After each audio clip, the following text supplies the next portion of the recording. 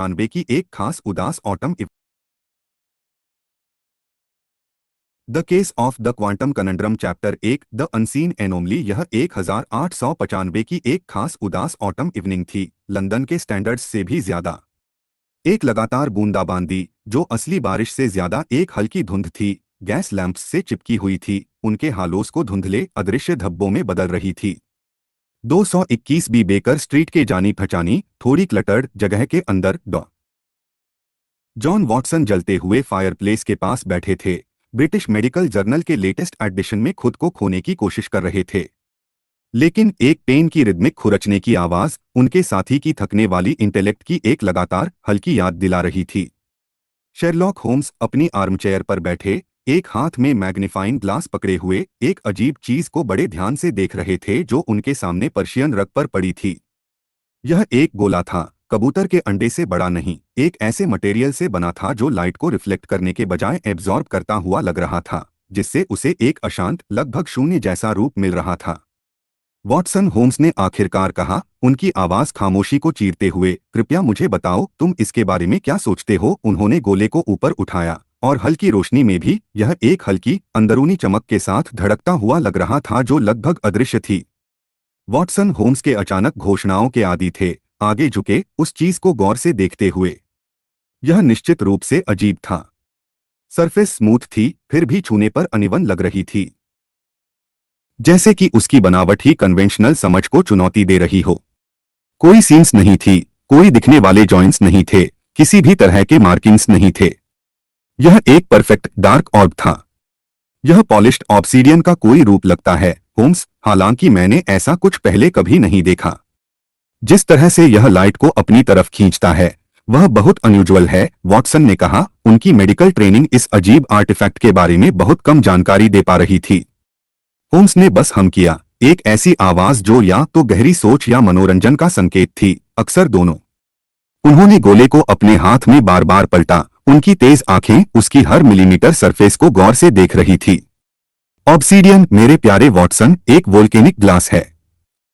यह, मैं तुम्हें यकीन दिलाता हूं, टेरेस्ट्रियल जियोलॉजी का प्रोडक्ट नहीं है। इसके किनारों के आसपास लाइट का हल्का सा डिस्टॉर्शन देखो, लगभग जैसे यह स्पेस के फैब्रिक को ही मोड़ देता है। और टेम्परेचर? होम्स ने गोले को वॉटसन की तरफ बढ़ाया, जिन्होंने सावधानी से उसे छुआ। यह ठंडा था, अजीब तरीके से। एक ऐसी ठंडक जो कमरे की गर्मी के बावजूद हड्डियों तक घुसने वाली लग रही थी। गुड हेवंस होम्स, यह तो फ्रीजिंग है, वॉटसन ने थोड़ा पीछे हटकर कहा। क्या यह कोई एक्जॉटिक आइस है? बिल्कुल नहीं। आइस पिघलती है, वॉटसन। यह चीज कई घंटों से मेरे पास है, और इसका टेम्परेचर कांस्टेंट है, कमरे की एम्बिएंट गर्मी को चुनौती देते हुए। नहीं, यह कुछ ज्यादा ही एसोटेरिक है। होम्स ने गोले को वापस रग पर रखा, उनकी नजर दूर सोच में डूबी हुई। यह आज सुबह आया, एक काफी परेशान नौजवान ने दिया जो दावा कर रहा था कि यह रात भर में उसके मेंटल पीस पर आ गया था। वह, उसके अपने एडमिशन के मुताबिक, साइंस का आदमी था, एक जाने माने फिजिसिस्ट, और इसकी मौजूदगी से पूरी तरह से हैरान था। उसने अपने लैबोरेटरी इक्विपमेंट में अजीब फ्लक्चुएशंस की बात की, ऐसी रीडिंग्स की जो फिजिक्स के सभी ज्ञात कानूनों को चुनौती दे रही थी। यह सब इस एनोमली के आने के साथ ही हुआ। एक फिजिसिस्ट तुम कहते हो? वॉटसन ने सोचा। शायद यह कोई नया इन्वेंशन है, एक साइंटिफिक मार्वल। एक मार्वल शायद, लेकिन एक इन्वेंशन? मुझे शक है। इसकी क्राफ्ट्समैनशिप, या यूं कहूं उसकी कमी, यह बताती है कि यह इंसानी हाथों से नहीं बना है। यह बस है।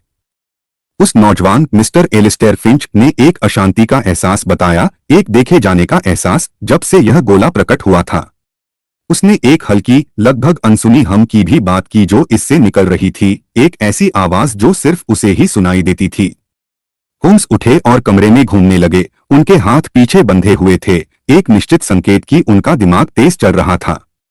मिस्टर फिंच की लैबोरेटरी, उसने मुझे बताया, हैम्पस्टेड के एक सिक्लूडेड हिस्से में है, एक ऐसी जगह जहां वह अपने ज्यादा अनकन्वेंशनल एक्सपेरिमेंट्स करते हैं। वह, ऐसा लगता है, क्वांटम मैकेनिक्स के नए फील्ड में एक पायनियर हैं, एक ऐसा डिसिप्लिन जिसे मैं भी, साइंस की अपनी गहरी समझ के बावजूद, पूरी तरह से समझना चैलेंजिंग पाता हूं। उसने पार्टिकल्स के एक साथ कई स्टेट्स में मौजूद होने की बात की, दूर से होने वाले एक्शंस की, एक ऐसी रियलिटी की जो हमारी रोजमर्रा की धारणाओं से कहीं ज्यादा अजीब है। वॉटसन को ठंड लगी। फायरप्लेस की गर्मी के बावजूद क्वांटम मैकेनिक्स, यह तो किसी फैंटास्टिकल नॉवेल से निकला हुआ लगता है, होम्स। Indeed, Watson. और फिर भी मिस्टर फिंच की परेशानी असली थी। वह मानता है कि यह चीज उसके रिसर्च से जुड़ी है, कि यह किसी थ्योरेटिकल कॉन्सेप्ट का प्रकट रूप है जो अनजानी शक्तियों द्वारा हमारी रियलिटी में लाया गया है। उसे डर है कि यह कुछ बहुत बड़े का हार्बिंगर है, कुछ ऐसा जो यूनिवर्स की हमारी समझ के फैब्रिक को ही उखाड़ सकता है। होम्स घूमना बंद कर दिए और वॉटसन की तरफ मुड़े, उनकी आंखों में उत्साह की चमक थी।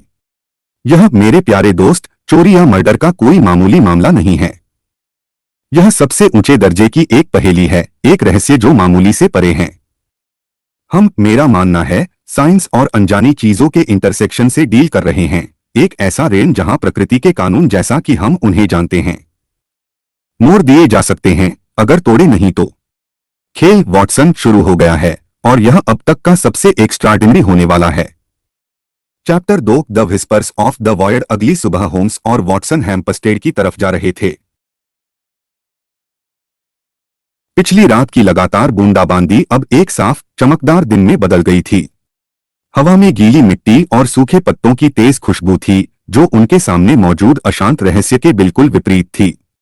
मिस्टर एलिस्टेयर फिंच की लैबोरेटरी एक अलग, साधारण बिल्डिंग थी जो पुराने ओक पेड़ों के झुंड के बीच बसी हुई थी। उसकी बाहरी रूपरेखा अंदर चल रहे ग्राउंड ब्रेकिंग और शायद खतरनाक काम का कोई संकेत नहीं दे रही थी। फिंच, एक 30 साल का आदमी जिसके बाल ब्राउन और आंखों में हमेशा इंटेलेक्चुअल फेवर और नर्वस एप्रीहेंशन का मिश्रण दिखता था, ने दरवाजे पर उनका स्वागत किया। उसने एक रंपलेड ट्वीड सूट पहना था और उसके हाथ, वॉटसन ने देखा, थोड़े कांप रहे थे जब उसने उन्हें अंदर बुलाया। लैबोरेटरी वायर्स, ग्लास ट्यूब्स और चमकते ब्रास इंस्ट्रूमेंट्स का एक चाउटिक सिम्फनी थी। सब कुछ एक अजीब लॉजिक के साथ अरेंज किया गया था जिसे सिर्फ एक असली साइंटिस्ट ही समझ सकता था। एक हल्की, लगभग अनसुनी हम, जैसे किसी भूली हुई मशीन की दूर की थ्रम हवा में घुली हुई थी। गोला, जेंटलमैन, वह गायब हो गया, फिंच ने घबराहट में कहा। उसकी आवाज में पैनिक था। उसने खाली मेंटल पीस की तरफ इशारा किया जहां वह चीज रखी थी। होम्स की आंखें सिकुड़ गईं और उसने तुरंत कमरे को स्कैन करना शुरू कर दिया। उसकी नजर से कुछ नहीं छूटा। वॉटसन को इस बीच अशांति महसूस हुई। वह हम, हल्का होने के बावजूद, तेज होता हुआ लगा, एक हल्की वाइब्रेशन जो उसकी हड्डियों में गहरी तक गूंज रही थी। गायब, होम्स ने दोहराया, उसकी आवाज शांत, लगभग अलग थी। तुमने उसे आखिरी बार कब देखा था, मिस्टर फिंच? बस 1 घंटा पहले, मिस्टर होम्स। मैं थोड़ी देर के लिए चाय लेने बाहर गया था और जब मैं वापस आया, वह बस वहां नहीं था। कोई जबरदस्ती घुसने का निशान नहीं, कोई जद्दोजहद का निशान नहीं, कुछ भी नहीं। वह बस गायब हो गया, जैसे वह कभी यहां था ही नहीं। फिंच ने अपने हाथ मलते हुए कहा। उसका चेहरा पीला पड़ गया था। इंटरेस्टिंग, होम्स ने धीरे से कहा। उसकी आंखें अब एक छोटे, इंट्रिकेट डिवाइस पर टिकी हुई थी जो पास की वर्कबेंच पर रखा था। यह इंटरकनेक्टेड ग्लास स्फेयर्स की एक सीरीज जैसा लग रहा था, जिसमें घूमती हुई, चमकदार गैस भरी हुई थी। और यह, मिस्टर फिंच, क्या यह तुम्हारे क्वांटम एक्सपेरिमेंट्स से जुड़ा है? फिंच ने सिर हिलाया, उसकी आंखें घबराहट में होम्स और डिवाइस के बीच घूम रही थी। वह मेरा क्वांटम एंटेंगलमेंट रेजोनेटर है, मिस्टर होम्स। मैं सबएटॉमिक लेवल पर पार्टिकल्स को ऑब्जर्व और मैनिपुलेट करने की कोशिश कर रहा हूं, यह साबित करने के लिए कि आइंस्टीन ने जिसे spooky action at a distance कहा था, उसका अस्तित्व है। यह विचार कि 2 पार्टिकल्स एक बार एंटेंगल्ड होने के बाद एक दूसरे को तुरंत प्रभावित कर सकते हैं, चाहे उनके बीच कितनी भी दूरी हो। और गोला, वॉटसन ने बीच में टोकते हुए कहा। हम थोड़ा और तेज हो रहा था, एक हल्की, गूंजती हुई थ्रम जो उसके दांतों में भी वाइब्रेट कर रही थी। गोला, मेरा मानना है कि यह मेरे एक्सपेरिमेंट्स का एक प्रकट रूप था, मिस्टर वॉटसन। एक क्वांटम एनोमली का फिजिकल रिप्रेजेंटेशन, हमारी रियलिटी के फैब्रिक में एक दरार जो मेरे काम से प्रकट हुई। जब से यह प्रकट हुआ है, मेरी रीडिंग्स एरेटिक रही हैं। लोकल ग्रेविटेशन फील्ड में फ्लक्चुएशंस, अनजानी एनर्जी स्पाइक्स, और वह हम, सिर्फ मैं ही सुन सकता हूं। वायर से एक लगातार फुसफुसाहट। होम्स क्वांटम एंटेंगलमेंट रेजोनेटर के पास आए, उनकी नजर तेज थी। और क्या होगा मिस्टर फिंच अगर गोला गायब नहीं हुआ बल्कि ट्रांजिशन हो गया? क्या होगा अगर वह एक साथ कई जगहों पर मौजूद है, या शायद किसी भी जगह पर नहीं जैसा कि हम समझते हैं? फिंच ने होम्स को घूरा, उसका मुंह खुला रह गया। तुम्हारा मतलब क्वांटम सुपरपोजिशन जैसा कुछ? लेकिन वह तो थ्योरेटिकल है। इंडीड। लेकिन फिर एक ऐसे गोले का विचार भी थ्योरेटिकल था जो लाइट को एब्जॉर्ब करता है और टेम्परेचर को चुनौती देता है। बताओ मिस्टर फिंच, क्या तुमने कोई और अनयूजुअल घटना देखी है? कोई अजीब सपने, कोई ऐसी चीजों की हल्की झलक जो वहां नहीं होनी चाहिए? फिंच हिचकिचाया, फिर धीरे से सिर हिलाया। हाँ मिस्टर होम्स, मैं मैं परछाइयां देख रहा हूं। मामूली परछाइयां नहीं, बल्कि गहरी वाली। ऐसी परछाइयां जो लाइट सोर्सेस से आजाद होकर घूमती हैं, जो मेरी नजर के पेरिफेरी पर मचलती और बदलती हुई लगती हैं। और सपने, वह हमेशा एक विशाल खाली जगह के होते हैं, जो एक गूंजती हुई खामोशी से भरी होती है, और एक विशाल अदृश्य मौजूदगी का एहसास होता है। वह हम वॉटसन ने शुरू किया, लेकिन फिर वह रुक गया, उसकी आंखें बड़ी हो गईं। वह हम अब हल्का नहीं था। यह एक गहरी गूंजती हुई थ्रम थी जो कमरे को भर रही थी, फ्लोरबोर्ड्स से वाइब्रेट कर रही थी, वर्कबेंच पर रखे ग्लास ट्यूब्स को हिला रही थी। क्वांटम एंटेंगलमेंट रेजोनेटर के अंदर की चमकदार गैस तेज घूमने लगी, उसकी रोशनी तेज हो रही थी, दीवारों पर अजीब नाचते हुए परछाइयां बना रही थी। अचानक एक हल्की चमकदार रूपरेखा हवा में प्रकट हुई, सीधे खाली मेंटल पीस के ऊपर।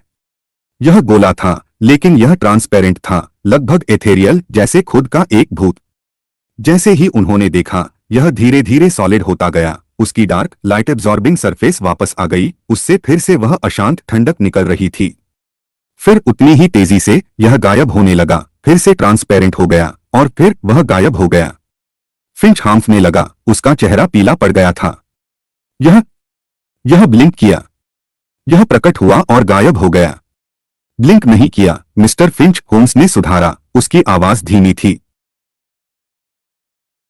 आवे और इंटेलेक्चुअल ट्रायम्फ के अजीब मिश्रण से भरी हुई। यह ट्रांजिशन हुआ। यह अस्तित्व की स्टेट्स के बीच घूम गया, रियलिटीज के बीच। वह हम, वह परछाइयां, वह सपने, सब जुड़े हुए हैं। यह गोला सिर्फ एक चीज नहीं है, यह एक चाबी है। हमारी समझ से परे एक रेन की चाबी, एक ऐसा रेन जहां फिजिक्स के कानून अलग हैं। होम्स वॉटसन की तरफ मुड़े, उनकी आंखें लगभग फीवरिश एक्साइटमेंट से चमक रही थी। वॉटसन, हम सिर्फ एक केस सॉल्व नहीं कर रहे हैं, हम एक नई समझ की शुरुआत देख रहे हैं। यूनिवर्स, ऐसा लगता है, कहीं ज्यादा कॉम्प्लेक्स, कहीं ज्यादा अद्भुत, और शायद कहीं ज्यादा भयानक है, जैसा कि हमने कभी सोचा था। हमें मिस्टर फिंच के रिसर्च में और गहराई से जाना होगा, क्वांटम मैकेनिक्स के बिल्कुल दिल में, क्योंकि वही case of the quantum conundrum का जवाब है। Chapter 3, the echoes of other realities. अगले दिनों में गहरी पढ़ाई और उलझी हुई ऑब्जर्वेशंस का एक धुंधला सा दौर चला। होम्स अपनी खास उत्साह के साथ मिस्टर फिंच के क्वांटम फिजिक्स पर लिखे गए एसोटेरिक टेक्स्ट्स में डूब गए, एक ऐसा विषय जो कम दिमाग वालों को चक्कर में डाल देता। वॉटसन हालांकि एब्स्ट्रैक्ट कॉन्सेप्ट्स को समझने में मुश्किल महसूस कर रहे थे, फिर भी लगन से मदद करते रहे। उनका प्रैक्टिकल दिमाग होम्स की ऊंची सोच को ठोस वास्तविकताओं से जोड़े रखने की कोशिश कर रहा था। फिंच की लैबोरेटरी में वह हम एक लगातार साथी बन गया था, कभी हल्का, कभी एक धड़कती हुई मौजूदगी जो उनके विचारों के साथ गूंजती हुई लगती थी।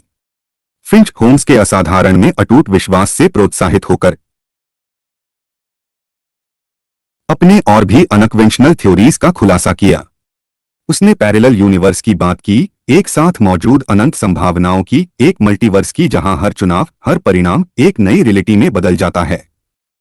क्वांटम एंटेंगलमेंट रेजोनेटर, उसने समझाया, सिर्फ ऑब्जर्व करने के लिए नहीं, बल्कि इन हल्की क्वांटम फ्लक्चुएशंस के साथ इंटरैक्ट करने के लिए डिजाइन किया गया था, अपनी रियलिटी और दूसरों के बीच एक पुल बनाने के लिए, चाहे वह कितना भी कमजोर क्यों न हो। गोला, फिंच ने थ्योरी दी, उसकी आंखें एक निराश चमक से चमक रही थी। एक फ्रेगमेंट है, एक दूसरी रियलिटी का टुकड़ा, जो मेरे एक्सपेरिमेंट्स के रेजोनेंस से हमारी तरफ खींचा गया है।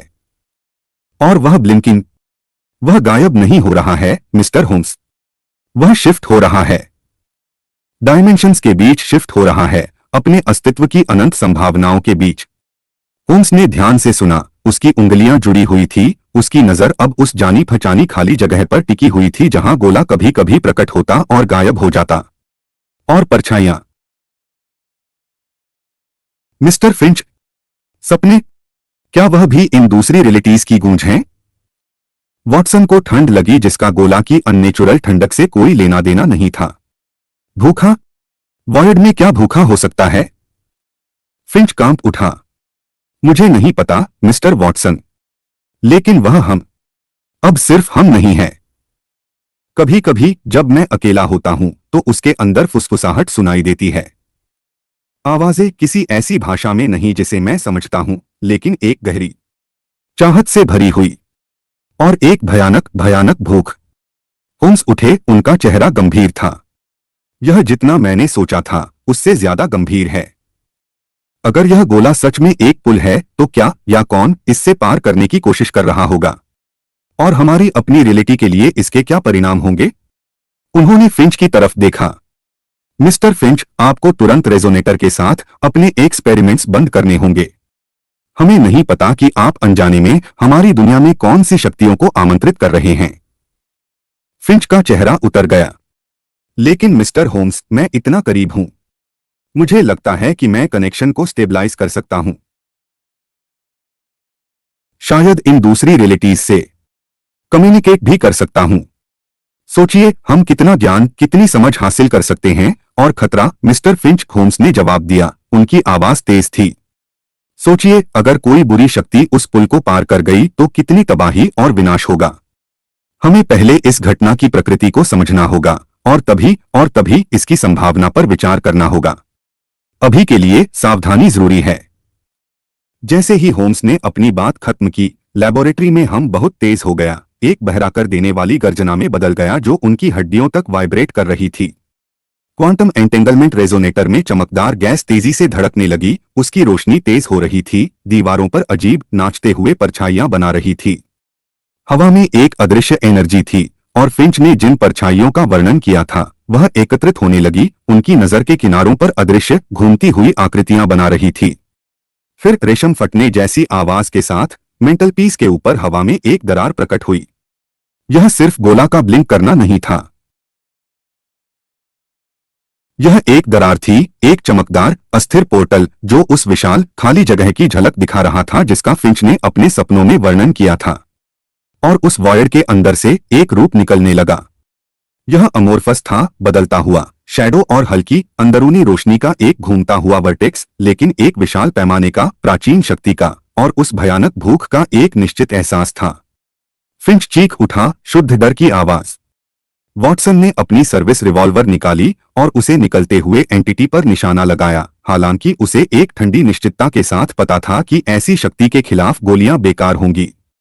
होम्स हालांकि बाहर से शांत रहे, उनका दिमाग तेजी से काम कर रहा था, उनकी आंखें बढ़ती हुई दरार पर टिकी हुई थी। वह हम, मिस्टर फिंच, होम्स ने गर्जना के ऊपर चिल्लाया। यह एक रेजोनेंस है, एक फ्रीक्वेंसी। क्या तुम इसे बदल सकते हो? क्या तुम कनेक्शन को डिसरप्ट कर सकते हो? फिंच कांपते हुए रेजोनेटर की तरफ लड़खड़ाया, उसकी उंगलियां कंट्रोल्स पर घबराहट में चल रही थी। वॉयर से निकलती हुई एंटिटी अब आधे रूप में थी, उसकी शैडोई टेंड्रिल्स बाहर निकल रही थी। कमरे से रोशनी को एब्जॉर्ब करती हुई लग रही थी। हवा असंभव रूप से ठंडी हो गई, और वॉटसन पर गहरी निराशा की एक लहर छा गई, ऐसी कॉस्मिक भयानकता के सामने पूरी तरह से मामूली होने का एहसास। मुझे नहीं पता, फिंच चीखा, उसकी आवाज फट गई थी। यह अस्थिर है। सोचो आदमी, होम्स ने जोर दिया, उनकी आवाज अर्जेंसी की चाबुक जैसी थी। इसका उल्टा क्या है? कौन सी फ्रीक्वेंसी इसे दूर भगाएगी? फिंच की आंखें बड़ी हो गईं, डर के बीच समझ की एक चमक। वह एंटी फ्रीक्वेंसी, ऑपोजिट फेज। कांपते हाथों से उसने रेजोनेटर पर एक डायल एडजस्ट किया, और उसके अंदर की घूमती हुई गैस का रंग बदल गया, चमकदार नीले से एक गुस्से वाले, धड़कते हुए लाल में। वह हम कम होने के बजाय पिच में बदल गया, एक तेज चुभने वाली वाइन बन गया जो उनके नर्व्स को खराब कर रही थी। हवा में दरार कांप उठी और निकलते हुए एंटिटी पीछे हट गई। उसकी शैडोई रूपरेखा दर्द में चमक रही थी। यह काम कर रहा है, वॉटसन चिल्लाया। उसमें निराश आशा की एक लहर भर गई। जारी रखो, फिंच। लेकिन एंटिटी शक्तिशाली थी। एक गटुरल अदृश्य गर्जना के साथ जो सीधे उनके दिमाग में गूंज रही थी, वह आगे बढ़ी। उसकी टेंड्रिल्स बाहर निकल रही थी, क्वांटम एंटेंगलमेंट रेजोनेटर पर टकरा रही थी। ग्लास स्फेयर्स टूट गए और चमकदार गैस एक सिसकारी के साथ गायब हो गई। तेज वाइन मर गई। उसकी जगह दरार की बहरा कर देने वाली गर्जना ने ले ली, जो एक बार फिर बढ़ने लगी। होम्स अपनी निराश स्थिति को देखते हुए तेजी से काम किया। उसने फिंच के डेस्क से एक भारी ब्रास पेपरवेट उठाया और आश्चर्यजनक शक्ति के साथ उसे मेंटल पीस पर अभी भी सॉलिड हो रहे गोले पर फेंक दिया। पेपरवेट डार्क ऑर्ब से एक धीमी थड़ के साथ टकराया और उनके आश्चर्य के लिए उसकी सरफेस पर एक हल्की दरार प्रकट हुई। गोला, जो अभेद्य लग रहा था, अब एक अनियमित चमकती हुई रोशनी के साथ धड़क रहा था। गोला एंकर है, होम्स चिल्लाया। उसकी आवाज तनाव में थी। यह इसे यहां खींच रहा है। इसे नष्ट कर दो। वॉटसन समझते हुए अपनी रिवॉल्वर उठाई और फायर किया। गोली गोले से टकराई, दरार को बड़ा करते हुए। दरार में मौजूद एंटिटी चीखी, एक ऐसी आवाज जो उनकी सैनिटी के फैब्रिक को ही फाड़ती हुई लग रही थी। फिंच अपने शौक से उभरते हुए एक भारी रेंच पकड़ा और एक निराश चीख के साथ उसे पूरी शक्ति से गोले पर पटका। डार्क ऑर्ब हजारों चमकते हुए टुकड़ों में टूट गया और जैसे ही ऐसा हुआ, मेंटल पीस के ऊपर हवा में दरार तेजी से कांपी, फिर एक सुनाई देने वाले पॉप के साथ बंद हो गई। बहरा कर देने वाली गर्जना गायब हो गई। उसकी जगह एक अजीब गहरी खामोशी ने ले ली। परछाइयां गायब हो गईं और अननेचुरल ठंडक कम हो गई। वे वहां खड़े थे, हांफते हुए, बर्बाद लेबोरेटरी में। खामोशी सिर्फ उनकी तेज सांसों से टूट रही थी। फिंच वर्कबेंच से लगा हुआ गोले के चमकते हुए टुकड़ों को घूर रहा था। उसका चेहरा थकान और गहरी राहत का मिश्रण था। वॉटसन उसका हाथ अभी भी रिवॉल्वर पकड़े हुए था। उसने महसूस किया कि उसका दिल धीरे धीरे नॉर्मल गति पर वापस आ रहा है। होम्स हमेशा की तरह स्टोइक बस सीन का जायजा ले रहे थे। उनके चेहरे पर एक विचारशील भाव था। ऐसा लगता है, मिस्टर फिंच, होम्स ने आखिरकार कहा। उनकी आवाज शांत थी कि आपकी थ्योरीज, चाहे कितनी भी अनकन्वेंशनल क्यों न हो, एक भयानक सच्चाई रखती हैं। हमने, ऐसा लगता है, कॉस्मिक अनुपात की एक तबाही को बाल बाल टाला है। Chapter 4, the aftermath and the unanswered questions. अगले दिनों में मिस्टर फिंच की लैबोरेटरी में हुई घटनाओं को होम्स ने बड़े ध्यान से डॉक्यूमेंट किया। हालांकि उन्हें पता था कि इस घटना की असली प्रकृति स्कॉटलैंड यार्ड की समझ से हमेशा परे रहेगी। ऑफिशियल रिपोर्ट में गैस लीक और उसके बाद हुए एक्सप्लोजन की बात की गई थी, एक सुविधाजनक झूठ जिसने उन्हें मामले को बंद करने की अनुमति दी, बिना उन अशांत वास्तविकताओं में गहराई से जाए जिनका उन्होंने सामना किया था। फिंच हिला हुआ लेकिन जिंदा ने अपने ज्यादा खतरनाक एक्सपेरिमेंट्स को छोड़ने का संकल्प लिया और इसके बजाय क्वांटम मैकेनिक्स के थ्योरेटिकल पहलुओं पर ध्यान केंद्रित करने का फैसला किया। एक ऐसा क्षेत्र जिसमें अब वह समझ गया था, दोनों ही इमेंस प्रॉमिस और अकल्पनीय खतरा था। 221 बी बेकर स्ट्रीट में वापस जिंदगी धीरे धीरे अपनी जानी पहचानी गति पर लौट आई। फिर भी कुछ ऐसा था जो अपरिवर्तनीय रूप से बदल गया था। दुनिया वॉटसन के लिए अब उतनी ठोस, उतनी अनुमानित नहीं लगती थी। उसने खुद को परछाइयों को देखते हुए, हल्की हम्स को सुनते हुए पाया, एक अदृश्य मौजूदगी का एहसास जो लगभग उनकी रियलिटी को तोड़ चुका था। होम्स भी बदल गए थे। इस मामले ने उनके पहले से ही ब्रिलियंट दिमाग में एक नई चमक पैदा कर दी थी, मानव ज्ञान की सीमाओं और उससे परे के रहस्यों में एक आकर्षण।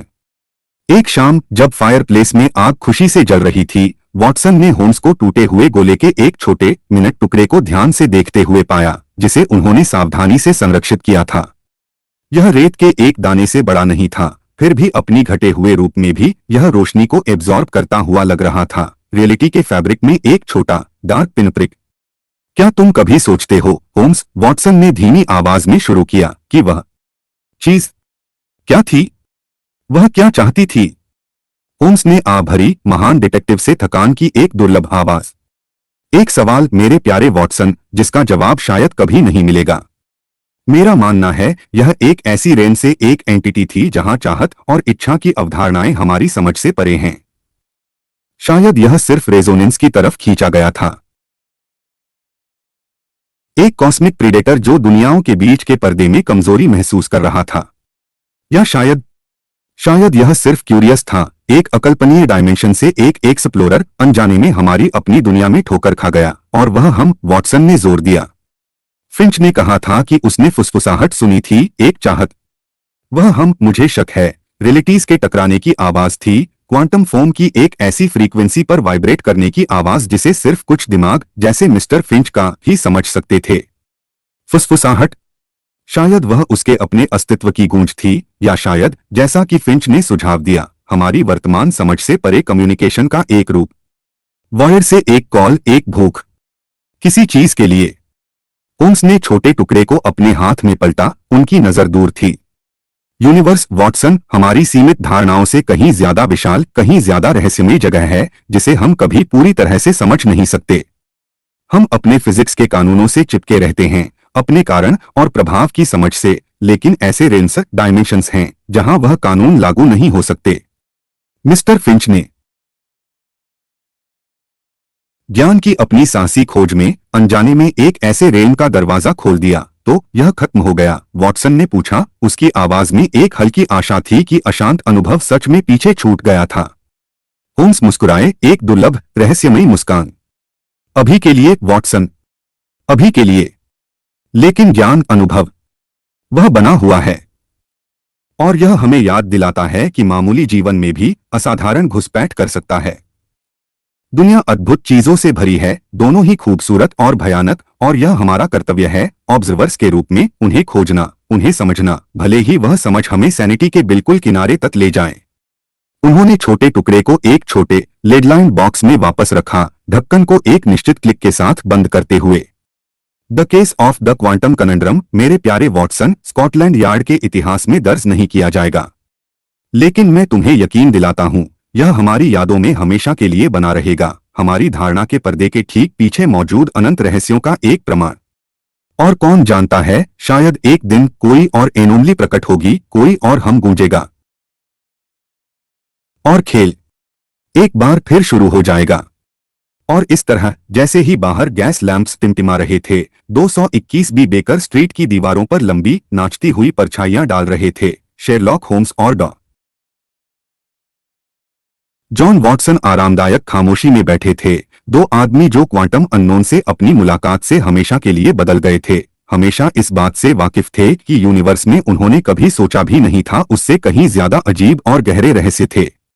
पाइप टोबैको की खुशबू एक लगभग तोड़े गए डायमेंशन की हल्की बची हुई ठंडक के साथ घुल गई थी, उस रात की एक हल्की याद दिला रही थी जब उन्होंने वॉयड की फुसफुसाहट का सामना किया था और कहानी सुनाने के लिए जिंदा बचे थे, या कम से कम उसे अपने सांझे कमरों की शांत अकेलापन में याद रखने के लिए, एक रहस्य जो सिर्फ उन्हें पता था, और उस विशाल अनजाने कॉस्मॉस को जो उससे परे था। Chapter 5, the unravelling thread. Quantum conundrum के जाहिर तौर पर सुलझने के बावजूद 221 बी बेकर स्ट्रीट की हवा में एक हल्की अशांति बनी हुई थी। होम्स बाहर से शांत दिखने के बावजूद अक्सर बीच की दूरी में घूरते हुए पाए जाते थे, उनके माथे पर एक विचारशील फ्राउन था। वॉटसन, हमेशा की तरह ऑब्जर्वेंट, ने अपने दोस्त की एसोटेरिक साइंटिफिक जर्नल्स में नए सिरे से दिलचस्पी देखी, खासकर उनमें जो थ्योरेटिकल फिजिक्स और एस्ट्रोफिजिक्स के नए फील्ड से संबंधित थे। फिंच की लैबोरेटरी में हुई घटना ने, ऐसा लगता है, महान डिटेक्टिव के लिए एक नया इंटेलेक्चुअल फ्रंटियर खोल दिया था, एक ऐसा जो उनके आम तौर पर इन्वेस्टिगेट किए जाने वाले अर्थली क्राइम्स से परे था। एक तेज हवा वाली दोपहर, घटना के एक हफ्ते बाद, एक नया क्लाइंट आया जिसे मिसेस हडसन ने अपनी खास मातृत्व भरी देखभाल और थकी हुई एफिशिएंसी के साथ अंदर बुलाया।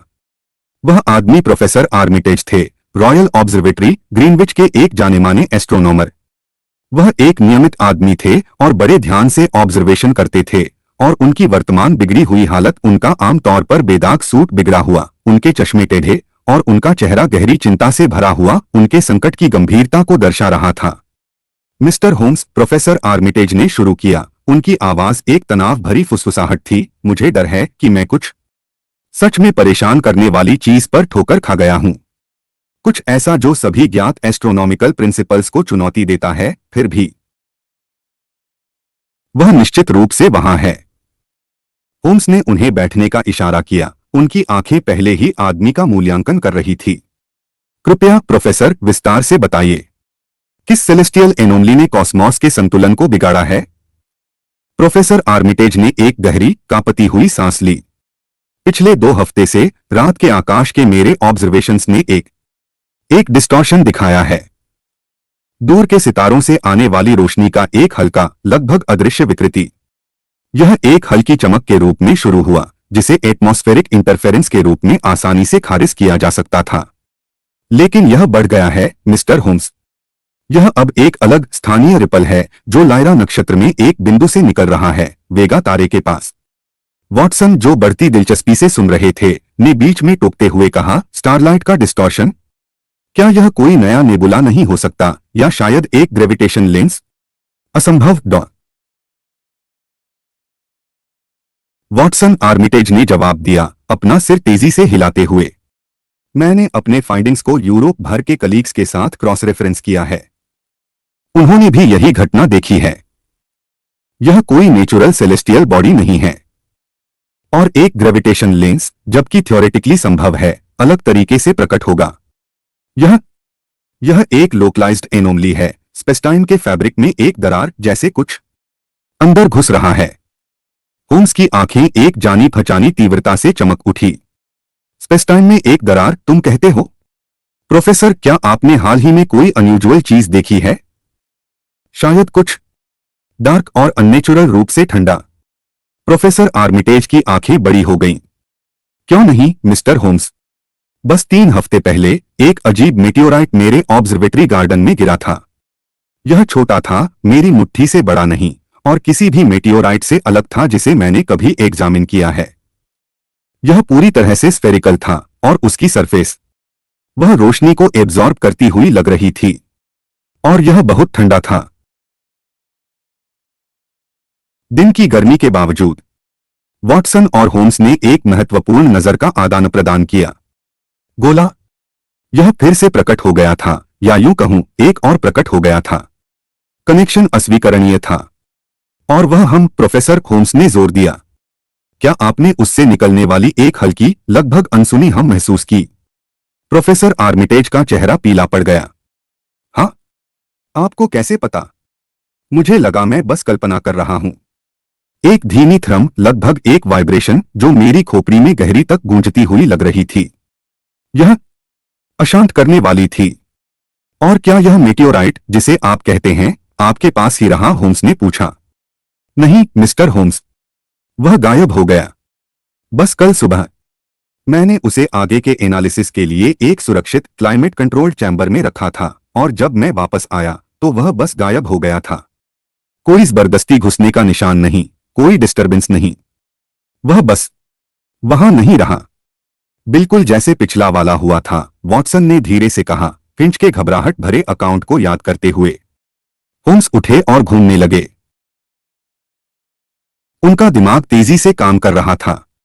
प्रोफेसर आर्मिटेज, आपका मेटियोराइट इस दुनिया का नहीं है, नहीं यह कोई नेचुरल सेलेस्टियल घटना है। यह एक क्वांटम एनोमली है, एक दूसरी रियलिटी का टुकड़ा, और इसका प्रकट होना उस डिस्टॉर्शन के साथ मिलता है जिसे आप रात के आकाश में देखते हैं। मेरा मानना है कि यह एनोमलीज सिर्फ प्रकट नहीं हो रही हैं, उन्हें भेजा जा रहा है।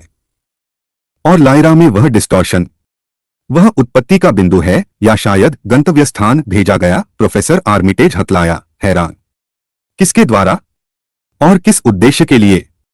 वह, प्रोफेसर, इस कनंड्रम का दिल है, होम्स ने जवाब दिया। उनकी नजर दूर थी। लेकिन मेरे पास एक थ्योरी है।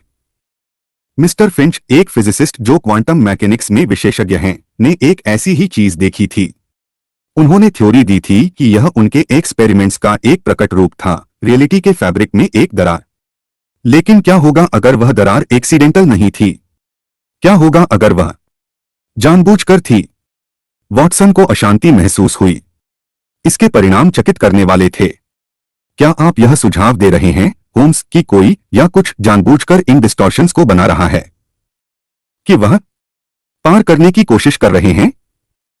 बिल्कुल, वॉटसन। और वह फुसफुसाहट जो मिस्टर फिंच ने महसूस की, वह सिर्फ गूंज नहीं थी, वह एक सिग्नल था, एक बीकन, और बोला, यह एक चाबी है, हाँ,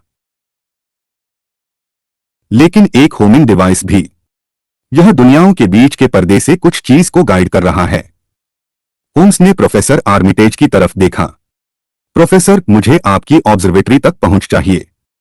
हमें इस डिस्टॉर्शन को पहले हाथ से देखना होगा, और इससे भी ज्यादा महत्वपूर्ण, हमें सिग्नल की प्रकृति को समझने की कोशिश करनी होगी।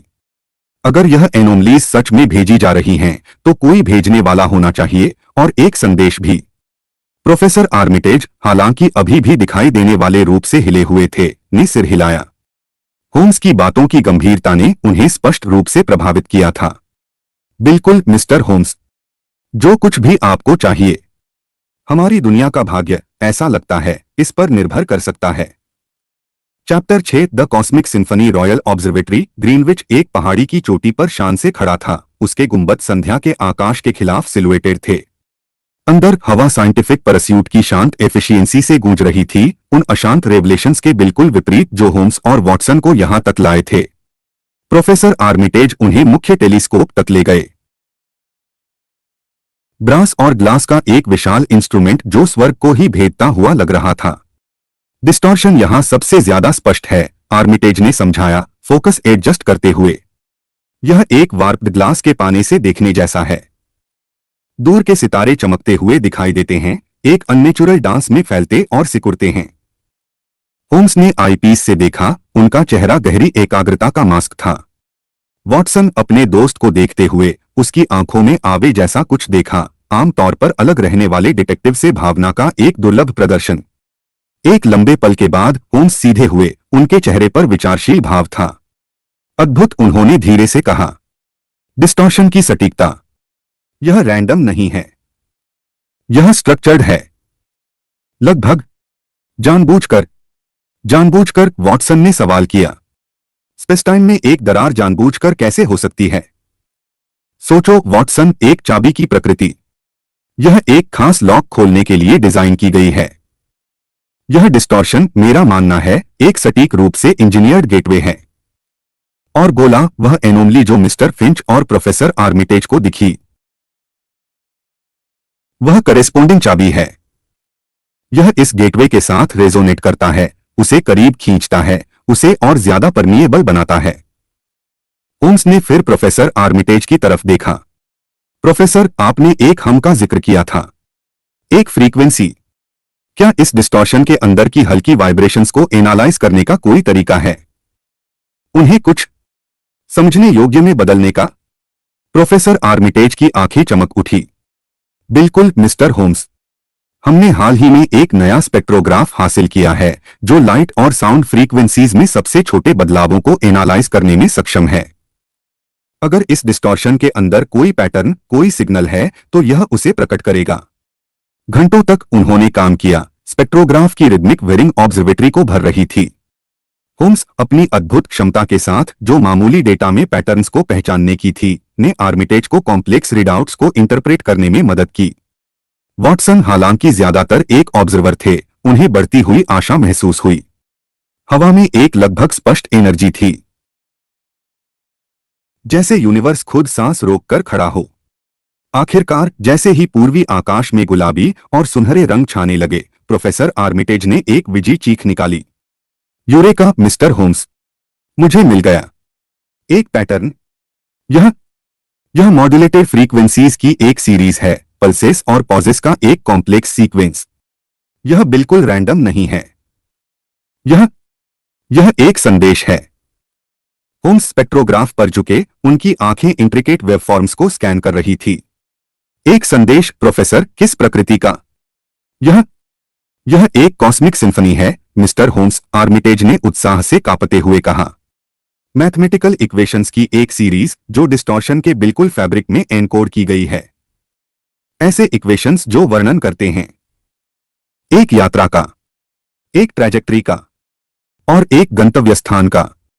वॉटसन को अपनी रीढ़ की हड्डी में एक कंपन महसूस हुआ। एक यात्रा, एक गंतव्य स्थान। क्या आप कह रहे हैं कि कुछ इस गेटवे से यात्रा कर रहा है? बिल्कुल डॉ।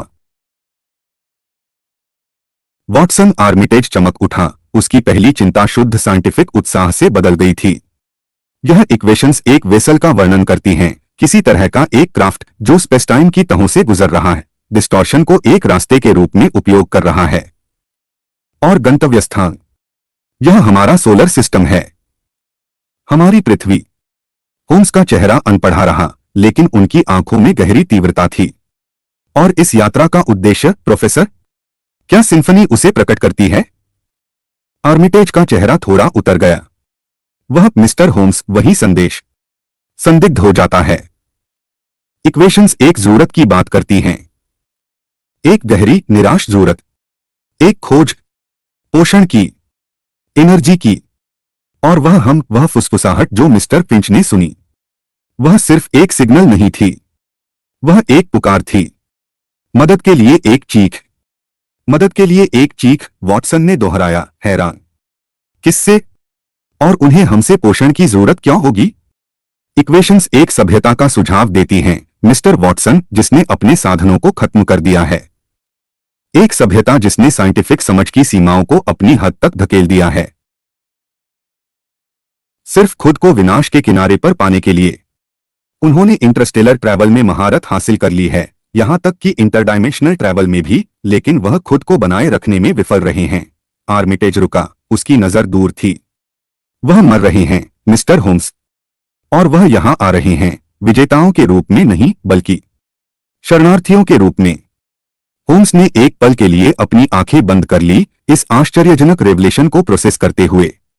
पहेली के टुकड़े आखिरकार अपनी जगह पर आ रहे थे। क्वांटम एनोमलीज, स्पेस-टाइम में डिस्टॉर्शंस, हम, फुसफुसाहट, भूख। यह सब एक निराश, मरती हुई सभ्यता की तरफ इशारा कर रहे थे, जो एक नया घर, एनर्जी का एक नया स्रोत खोज रही थी। और गोला, होम्स ने कहा, अपनी आंखें खोलते हुए, यह सिर्फ एक होमिंग डिवाइस नहीं है, यह एक प्रोब है, एक स्काउट। हमारी दुनिया की व्यवहार्यता का मूल्यांकन करने के लिए आगे भेजा गया, उनके आने का रास्ता तैयार करने के लिए। लेकिन अगर वह मर रहे हैं, वॉटसन ने बीच में टोकते हुए कहा, और उन्हें पोषण की जरूरत है। हम किस तरह के पोषण की बात कर रहे हैं? होम्स, हमारे साधन, हमारी जिंदगी। होम्स वॉटसन की तरफ मुड़े, उनका चेहरा गंभीर था।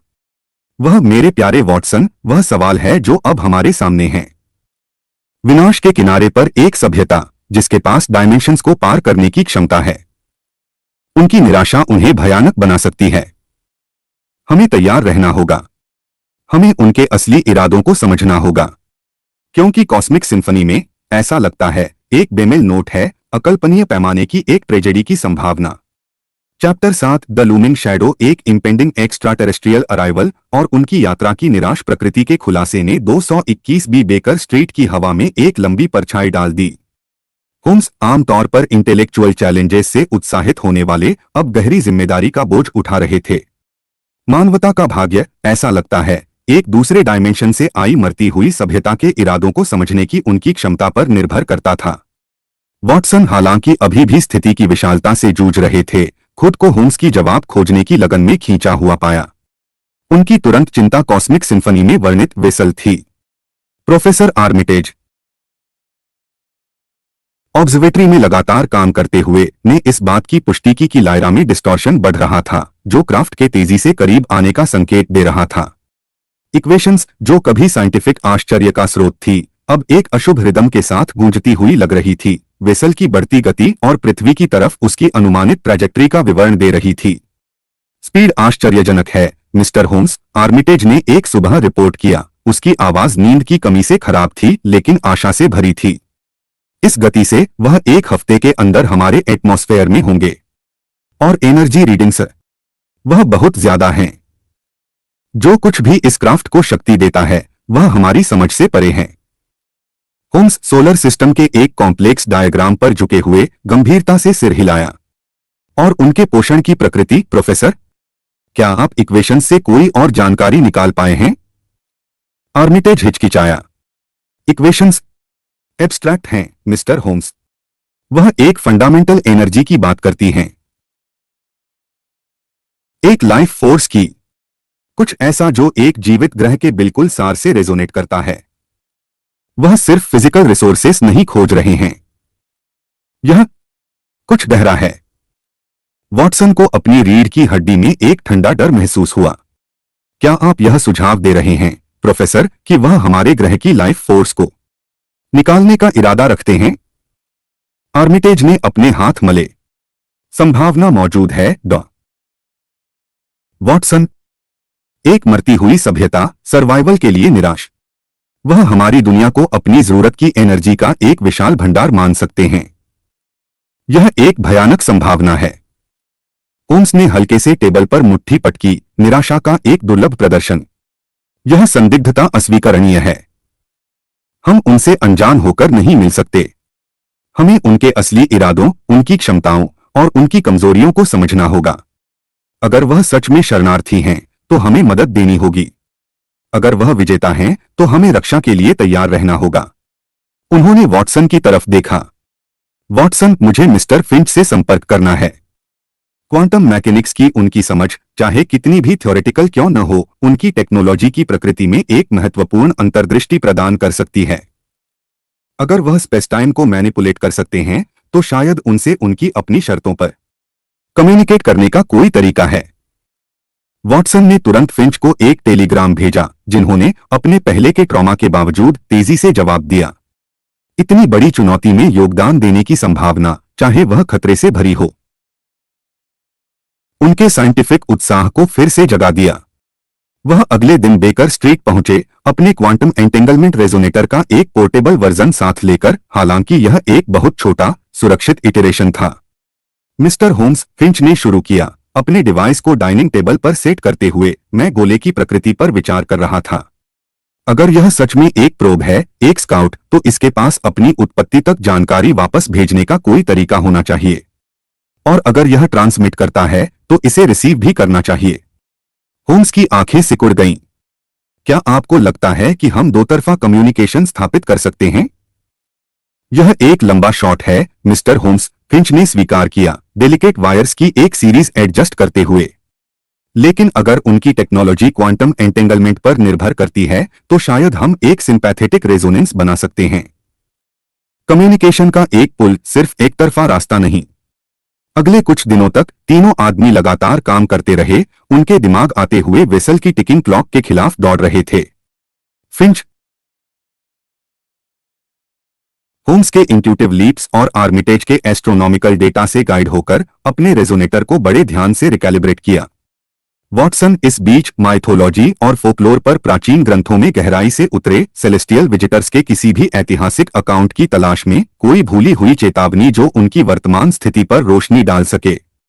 वह हम जो एक दूर की याद थी, वापस आने लगा, पहले हल्का, फिर धीरे धीरे तेज होता गया। 221 बी बेकर स्ट्रीट की हवा में एक लगातार थ्रमिंग। यह अब सिर्फ एक आवाज नहीं थी, यह एक मौजूदगी थी, एक हल्की वाइब्रेशन जो उनके अस्तित्व में घुस गई थी, खेल में मौजूद विशाल अदृश्य शक्तियों की एक लगातार याद दिला रही थी।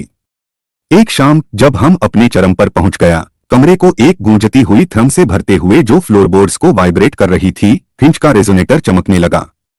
उसके ग्लास स्फेयर्स के अंदर की चमकदार गैस एक अनियमित, लगभग सेंटिएंट रोशनी के साथ धड़कने लगी। एक हल्की, चमकदार इमेज डिवाइस के ऊपर हवा में एकत्रित होने लगी, एक घोस्टली अदृश्य रूप जो मचलता और बदलता हुआ लग रहा था। यह काम कर रहा है, फिंच हाम्फा। उसका चेहरा पीला था लेकिन उत्साहित था। मुझे विजुअल मिल रहा है। और एक थॉट फॉर्म। होम्स और वॉटसन आगे झुके, उनके दिल तेजी से धड़क रहे थे। इमेज थोड़ी और स्पष्ट हो गई, जिसमें चमकती हुई रेखाओं और धड़कते हुए नोड्स का एक विशाल इंट्रिकेट नेटवर्क दिखाई दिया, एनर्जी का एक कॉस्मिक वेब। और फिर एक आवाज जो जोर से नहीं बोली गई थी, लेकिन सीधे उनके दिमाग में गूंज रही थी, प्राचीन, थकी हुई आवाजों का एक कोरस। हम वॉयर के आर्किटेक्ट्स हैं। हम मर रहे हैं। हमारा सितारा ढल रहा है। हमारी दुनिया मुरझा रही है। हम जीवन खोज रहे हैं। पोषण, एक नया घर। वॉटसन को गहरी उदासी की एक लहर छा गई, प्राचीन दुख का एक एहसास जो भाषा से परे था। वह सच में मर रहे हैं, उसने फुसफुसाया, उसकी आवाज भावुक थी। होम्स हालांकि स्टोइक रहे, उनका दिमाग पहले ही इसके परिणामों का विश्लेषण कर रहा था। आर्किटेक्ट्स ऑफ द वॉयड, उसने दोहराया, उसकी आवाज विचारशील थी। एक सभ्यता जिसने स्पेसटाइम के बिल्कुल फैब्रिक में महारत हासिल कर ली है, और वह निराश हैं। एक और थॉट फॉर्म प्रकट हुई, इस बार ज्यादा स्पष्ट, उनकी मुश्किल का एक विजुअल रिप्रेजेंटेशन। उन्होंने एक मरता हुआ सितारा देखा, उसकी रोशनी टिमटिमा रही थी, उसके ग्रह बंजर और डेसोलेट थे। उन्होंने एक सभ्यता देखी जो कभी वाइब्रेंट थी, अब कुछ निराश सर्वाइवर्स तक सिमट गई थी। उनके रूप एथेरियल, लगभग ट्रांसलूसेंट थे, वॉयड में तैरती हुई विशाल सड़ती हुई संरचनाओं के अंदर अस्तित्व से चिपके हुए थे। हम ज्ञान देते हैं, बुद्धि, कॉस्मोस के रहस्य, बदले में जीवन, आपकी दुनिया का वाइब्रेंट सार, एक सिम्बायोटिक अस्तित्व। वॉटसन ने होम्स की तरफ देखा, उसकी आंखों में एक सवाल था। सिम्बायोटिक, इसका क्या मतलब है? होम्स का चेहरा गंभीर था। इसका मतलब है, वॉटसन, कि वह हमारे ग्रह की लाइफ फोर्स का उपयोग करना चाहते हैं, उसे नष्ट करने के लिए नहीं, बल्कि खुद को बनाए रखने के लिए।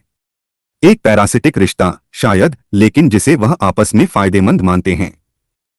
वह ज्ञान देते हैं, लेकिन किस कीमत पर?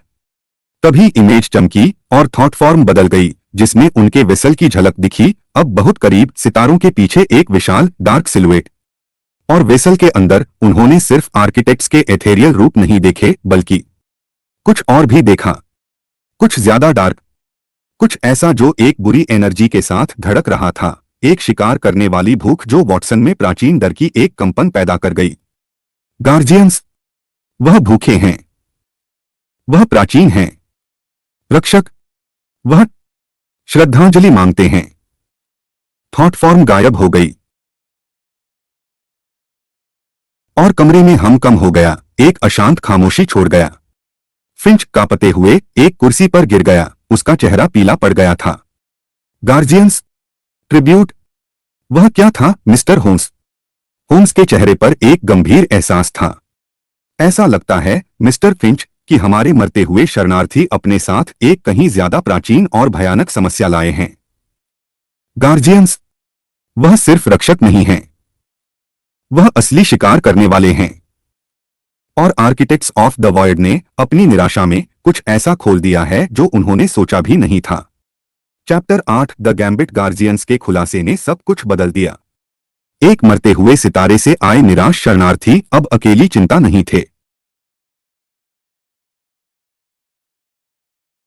एक कहीं ज्यादा प्राचीन और बुरी शक्ति अब पृथ्वी की तरफ तेजी से बढ़ रही थी, उन्हीं लोगों द्वारा गाइड की जा रही थी जो शरण खोज रहे थे। होम्स ने अपनी खास क्षमता के साथ, जो अनुमानित परिस्थितियों के अनुरूप ढलने की थी, तुरंत अपना ध्यान समझने से स्ट्रेटेजी पर बदल दिया। कॉस्मिक सिम्फनी, जो कभी एक पुकार थी, अब एक छुपा हुआ खतरा लिए हुए थी, एक बेमेल नोट जो मानवता के विनाश का कारण बन सकती थी। आर्किटेक्ट्स ऑफ द वॉयड निराश हैं, वॉटसन, होम्स ने समझाया, 221 बी बेकर स्ट्रीट के जानी पहचानी सीमाओं में घूमते हुए। वह ज्ञान बुद्धि दे रहे हैं, उसके बदले में जिसे वह एक सिम्बायोटिक रिश्ता मानते हैं। लेकिन गार्जियंस, वह असली शक्ति हैं। वह प्राचीन हैं, वह परजीवी हैं जो ग्रहों की लाइफ फोर्स पर जीते हैं। आर्किटेक्ट्स ने अपनी घमंड में उनके अनजाने होस्ट्स बन गए हैं, उनकी निराश यात्रा इन एंटिटीज के लिए एक साधन बन गई है। प्रोफेसर आर्मिटेज, जो ऑब्जर्वेटरी से नए अलार्मिंग डेटा के साथ आए थे, ने होम्स के डरों की पुष्टि की। आते हुए वेसल से एनर्जी रीडिंग्स बहुत बढ़ गई हैं।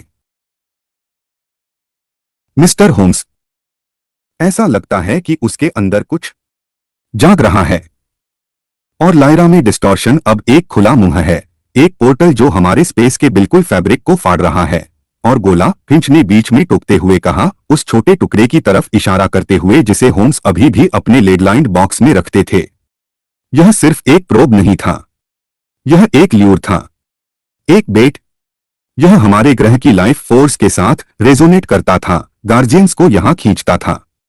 होम्स ने गंभीरता से सिर हिलाया। बिल्कुल, आर्किटेक्ट्स ने अपनी निराशा में एक कॉस्मिक गेम में अनजाने प्यादे बन गए हैं। वह एक नया घर खोज रहे हैं, लेकिन गार्जियंस एक नया भोजन स्थल खोज रहे हैं। और हमारी पृथ्वी जीवन से भरी हुई एक मुख्य निशाना है। तो हम क्या करें? होम्स, वॉटसन ने पूछा। उसका हाथ सहज रूप से अपनी सर्विस रिवॉल्वर की तरफ गया। क्या हम युद्ध के लिए तैयार हो जाएं? युद्ध, मेरे प्यारे वॉटसन, आखिरी उपाय है, होम्स ने जवाब दिया। उनकी आंखों में एक खतरनाक इंटेलेक्ट की चमक थी। हम ऐसी एंटिटीज से डील कर रहे हैं जो हमारी युद्ध की समझ से परे हैं। गोलियां और तोपें ऐसी शक्तियों के खिलाफ बेकार होंगी जो स्पेस्टाइन को मैनिपुलेट कर सकती हैं। हमें उनसे उनकी अपनी शर्तों पर लड़ना होगा। हमें उन्हें मात देनी होगी। उन्होंने फिंच की तरफ देखा। मिस्टर फिंच, आपका क्वांटम एंटेंगलमेंट रेजोनेटर, क्या इसे मॉडिफाई किया जा सकता है? क्या इसे वेपनाइज किया जा सकता है? फिंच, हालांकि शुरू में हिचकिचाया, उसकी साइंटिफिक क्यूरियोसिटी उसके डर पर हावी हो गई, ने धीरे से सिर हिलाया। शायद, मिस्टर होम्स, अगर हम उस एंटी फ्रीक्वेंसी को एम्पलीफाई कर सकें जिसने मेरी लैबोरेटरी में गार्जियन के प्रकट रूप को दूर भगाया था, अगर हम उसे प्लेनेटरी स्केल पर ब्रॉडकास्ट कर सकें, तो यह उनकी डायमेंशंस को पार करने की क्षमता को डिसर्प कर सकता है। यह शायद वेसल को ही दूर भगा सकता है। एक कॉस्मिक सोनिक वेपन, वॉटसन ने सोचा। उसकी आंखों में आशा की एक चमक थी। उससे ज्यादा, वॉटसन, होम्स ने सुधारा, उनके अस्तित्व का ही विनाश। अगर उनका अस्तित्व क्वांटम एंटेंगलमेंट से जुड़ा है तो एक सटीक एम्प्लीफाइड एंटी फ्रीक्वेंसी उन्हें उखाड़ सकती है। यह एक जुआ है, लेकिन यह हमारा एकमात्र मौका है। प्रोफेसर आर्मिटेज इस बीच एक पैरेलल समस्या पर काम कर रहे थे। मिस्टर होम्स, मैं कॉस्मिक सिम्फनी का और विश्लेषण कर रहा था। एक हल्की सब फ्रीक्वेंसी है, लगभग अदृश्य, जो आर्किटेक्ट्स से ही सीधे कम्युनिकेशन चैनल लगती है। यह एक पुकार है, मिस्टर होम्स, गार्जियंस से मुक्ति के लिए एक निराश पुकार। होम्स की आंखें बड़ी हो गईं। तो वह पूरी तरह से इच्छुक प्रतिभागी नहीं है। उनके बीच एक मतभेद है, एक विरोध। इंडीड, आर्मिटेज ने पुष्टि की। वह गुलाम हैं, मिस्टर होम्स। गार्जियंस ने उनके वेसल, उनकी टेक्नोलॉजी, उनकी इच्छा को ही कब्जा कर लिया है। उन्हें यहां आने के लिए मजबूर किया जा रहा है। इस नई जानकारी ने एक महत्वपूर्ण फायदा प्रदान किया। अगर वह आर्किटेक्ट्स से कम्युनिकेट कर सकते थे तो वह एक अलायंस बना सकते थे। अपने ऑपरेसर्स की टेक्नोलॉजी को उनके खिलाफ ही इस्तेमाल कर सकते थे। प्लान होम्स के दिमाग में एकत्रित होने लगा, एक साहसी गैम्बिट जो सटीकता, समय और मानव समझ से परे की शक्तियों की समझ पर निर्भर करता था। यह हमारी स्ट्रेटेजी है, होम्स ने घोषणा की। उनकी आवाज दृढ़ थी, उनकी आंखें शिकार के उत्साह से चमक रही थी। प्रोफेसर आर्मिटेज, आप वेसल के करीब आने की निगरानी करते रहेंगे। हमें उसकी ट्रैजेक्टरी और एनर्जी सिग्नेचर्स पर रियल टाइम डेटा प्रदान करते रहेंगे। इससे भी ज्यादा महत्वपूर्ण, आप उस सब फ्रीक्वेंसी को एम्प्लीफाई करने की कोशिश करेंगे, आर्किटेक्ट्स को एक संदेश भेजने के लिए। आशा का संदेश, अलायंस का। मिस्टर फिंच, होम्स ने जारी रखा, फिजिसिस्ट की तरफ देखते हुए, आप अपने रेजोनेटर को मॉडिफाई करने के लिए लगातार काम करेंगे। हमें एक ऐसा डिवाइस बनाना होगा जो गार्जियंस की इंटरडायमेंशनल क्षमताओं को डिसर्प्ट करने के लिए पर्याप्त शक्ति के साथ एंटी फ्रीक्वेंसी ब्रॉडकास्ट कर सके। यह समय के खिलाफ एक दौड़ होगी, लेकिन मुझे आपकी चतुराई पर पूरा भरोसा है। और वॉटसन, होम्स ने अंत में कहा। उनके होठों पर एक दुर्लभ मुस्कान थी। तुम, मेरे प्यारे दोस्त, हमारे एंकर होगे। तुम यह सुनिश्चित करोगे कि हम वास्तविकता में बने रहें, कि हमारे साइंटिफिक प्रयास हमें पागलपन के रास्ते पर न ले जाएं। और तुम बिल्कुल इस सबसे असाधारण मामले को भविष्य के लिए डॉक्यूमेंट करने के लिए तैयार रहोगे। कमरे में हम तेज हो गया। अब सिर्फ एक वाइब्रेशन नहीं, बल्कि एक गूंजती हुई थ्रम जो आते हुए वेसल के दिल की धड़कन के साथ धड़कती हुई लग रही थी। हवा में एक अदृश्य एनर्जी थी, और परछाइयां, जो कभी हल्की झलक थी, अब उनकी नजर के पेरिफेरी पर अदृश्य घूमती हुई आकृतियां बना रही थी। गार्जियंस की बुरी मौजूदगी हर पल तेज हो रही थी। उनके पास एक हफ्ते का समय था। एक हफ्ते में एक हथियार बनाना, एक अलायंस बनाना, और अपनी दुनिया को एक कॉस्मिक भयानकता से बचाना जो डायमेंशंस पार करके भोजन करने आई थी। खेल सच में शुरू हो गया था, और दांव कभी इतने ऊंचे नहीं थे। Chapter 9, the 11th hour. अगला हफ्ता तेजी से गुजरा, गहरी निराशा और उत्साहवर्धक ब्रेकथ्रूज के पलों से भरा हुआ। 221 बी बेकर स्ट्रीट में वह हम एक लगातार दम घोंटने वाली मौजूदगी बन गया था, आते हुए खतरे का एक स्पष्ट प्रदर्शन।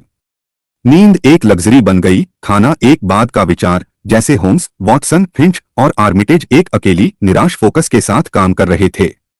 प्रोफेसर आर्मिटेज ने रॉयल ऑब्जर्वेटरी में आर्किटेक्ट्स की सब फ्रीक्वेंसी को एम्प्लीफाई करने में कामयाबी हासिल की। उन्होंने एक संदेश भेजा, सहयोग के लिए एक सरल पुकार, गार्जियंस से मुक्ति का एक वादा। जवाब लगभग तुरंत मिला। कॉस्मिक सिम्फनी में एक हल्का, लगभग अदृश्य बदलाव, वेसल की ट्रैजेक्टरी में एक हल्का सा परिवर्तन, एक हल्का सा विचलन जो अंदर चल रहे संघर्ष का संकेत दे रहा था। वह लड़ रहे हैं, मिस्टर होम्स, आर्मिटेज ने रिपोर्ट किया। उसकी आवाज नींद की कमी से खराब थी लेकिन आशा से चमक रही थी। आर्किटेक्ट्स गार्जियंस का विरोध कर रहे हैं। वह अपने वेसल का कंट्रोल वापस लेने की कोशिश कर रहे हैं। इस बीच फिंच ने होम्स के मार्गदर्शन में अपने क्वांटम एंटेंगलमेंट रेजोनेटर को एक शक्तिशाली डिवाइस में बदल दिया। यह वायर्स, क्रिस्टल्स और हमिंग कॉइल्स का एक चाउटिक असेंबली था, अपने पिछले रूप से कहीं ज्यादा शक्तिशाली और अस्थिर। एंटी फ्रीक्वेंसी जब छोटे पैमाने पर टेस्ट की गई तो हवा में स्थानीय डिस्टॉर्शंस पैदा की, एक चमकदार प्रभाव जो उसकी इमेंस संभावना का संकेत दे रहा था। जरूरत वाली शक्ति बहुत ज्यादा है, मिस्टर होम्स, फिंच ने चेतावनी दी, अपने माथे से पसीना पोंछते हुए।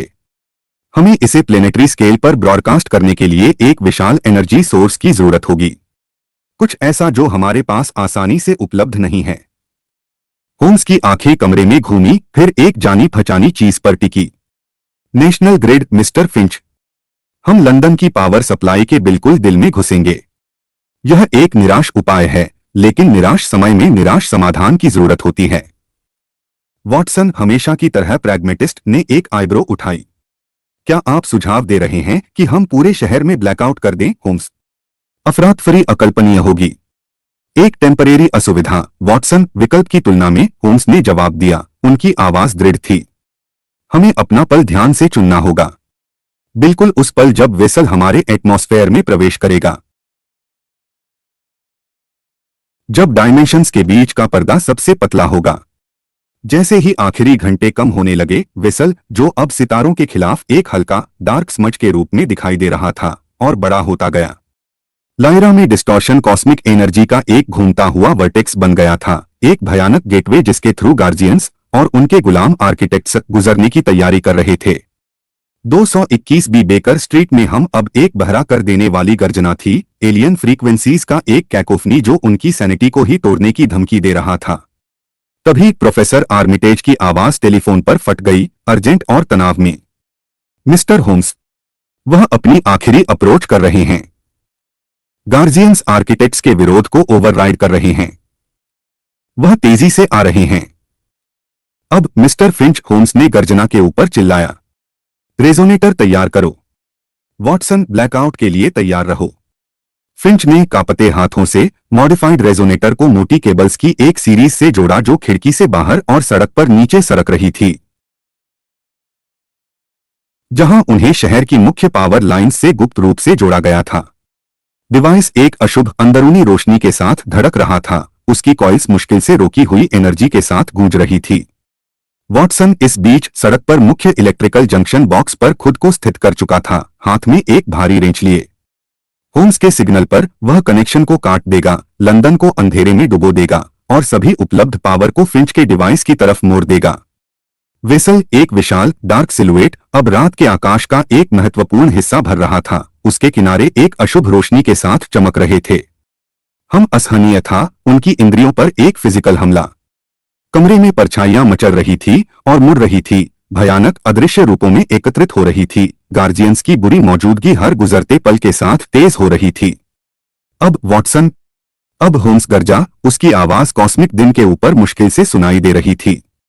वॉटसन ने एड्रेनालाइन के उफान के साथ रेंच को इलेक्ट्रिकल कनेक्शन पर पटका। चिंगारियों की एक बौछार निकली और एक अचानक झटके वाले झटके के साथ लंदन की गैस लैंप्स टिमटिमाई और बुझ गई, शहर को एक अभूतपूर्व अंधेरे में डुबो दिया। अब सिर्फ फिंच के रेजोनेटर की धड़कती लाल रोशनी से और आते हुए विसल की भयानक चमकती हुई रूपरेखा से रोशनी आ रही थी।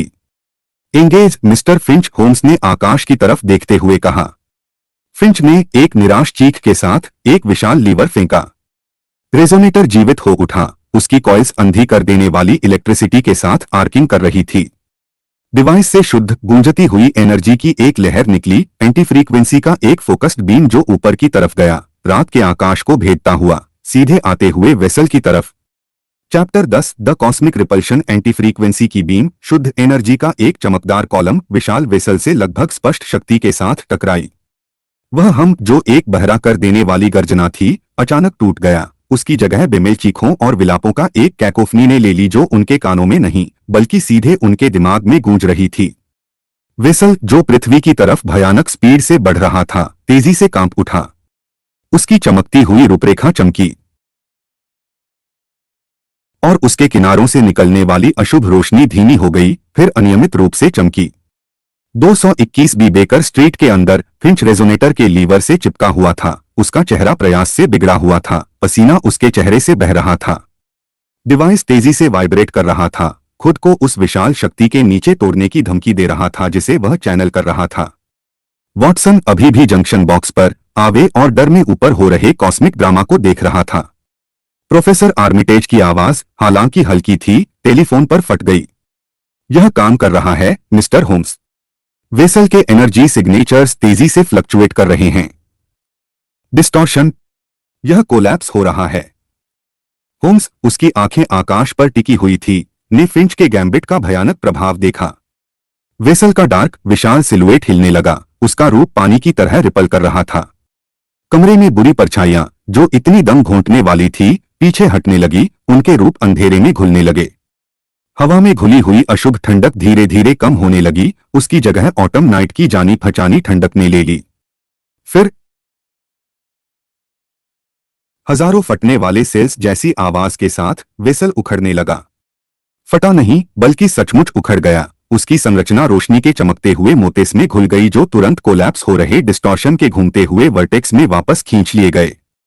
गार्जियंस, उनके रूप अब grotesque multilimbed entities of pure shadow के रूप में दिखाई दे रहे थे, दर्द में चीखे जब उन्हें अलग किया गया। उनका सार उस वॉइड में घुल गया जहां से वह आए थे। लेकिन इस अफरातफरी के बीच एक नई रोशनी प्रकट हुई। उखड़ते हुए वेसल के दिल से एक हल्की एथेरियल चमक धड़की, शुद्ध अनकरप्टेड एनर्जी का एक बीकन। यह वॉइड के आर्किटेक्ट्स थे, अपने परजीवी ऑपरेसर्स से मुक्त हो गए थे। उनका थॉट फॉर्म अब थकी हुई आवाजों का कोरस नहीं बल्कि एक अकेली स्पष्ट रेजोनेंस उनके दिमाग को भर गई। धन्यवाद पृथ्वी के प्राणियों, तुमने हमें आजाद किया है। हम ज्ञान देते हैं, एक सच्ची सिम्बायोसिस, एक साझा भविष्य। रोशनी धड़की और फिर एक आखिरी शांत इंप्लोजन के साथ वेसल, गार्जियंस और लायरा में डिस्टॉर्शन गायब हो गए, सिर्फ रात के आकाश का विशाल शांत विस्तार छोड़ गए, जो अब एक बार फिर दूर के सितारों की स्थिर अटूट रोशनी से भरा हुआ था। 221 बी बेकर स्ट्रीट में हम मर गया। उसकी जगह एक दुनिया की गहरी खामोशी ने ले ली जो बच गई थी। फिंच थक कर गिर गया, रेजोनेटर का लीवर छोड़ दिया जो तुरंत बंद हो गया। उसकी कॉइल्स अब चमक नहीं रही थी। वॉटसन, उसका दिल तेजी से धड़क रहा था, कमरे में वापस लड़खड़ाया। उसका चेहरा पीला था लेकिन राहत के एक ओवरवेलमिंग एहसास से भरा हुआ था। होम्स हालांकि खड़े रहे, उनकी नजर अभी भी खाली आकाश पर टिकी हुई थी। उनके चेहरे पर एक विचारशील भाव था। यह हो गया, उन्होंने धीमी आवाज में कहा। खतरा टल गया है और एक नया अध्याय, ऐसा लगता है, शुरू हो गया है।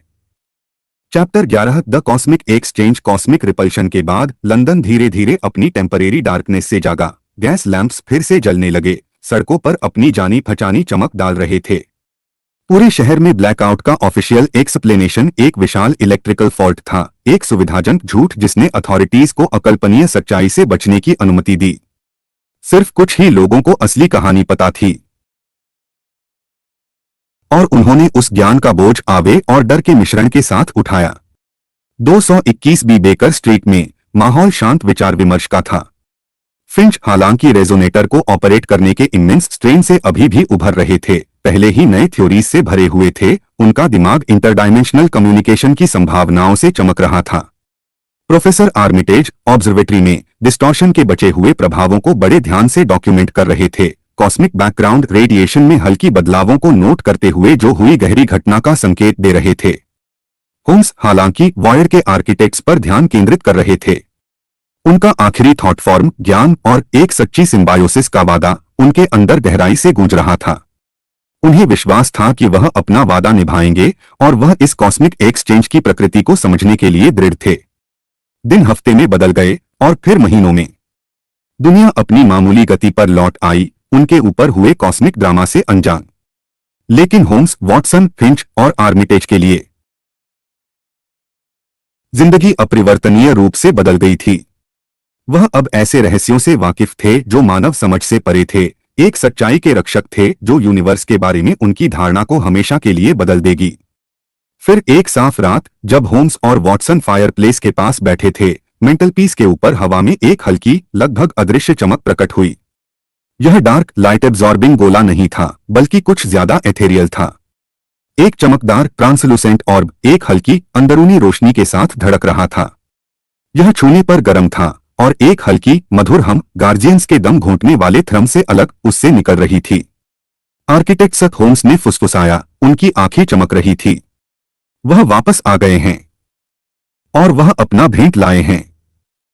ऑर्ब थोड़ा सॉलिड हो गया और एक नया थॉट फॉर्म स्पष्ट और गूंजता हुआ उनके दिमाग को भर गया। हम समझ देते हैं। कॉस्मोस की टैपेस्ट्री, सितारों की भाषा, एक साझा सफर।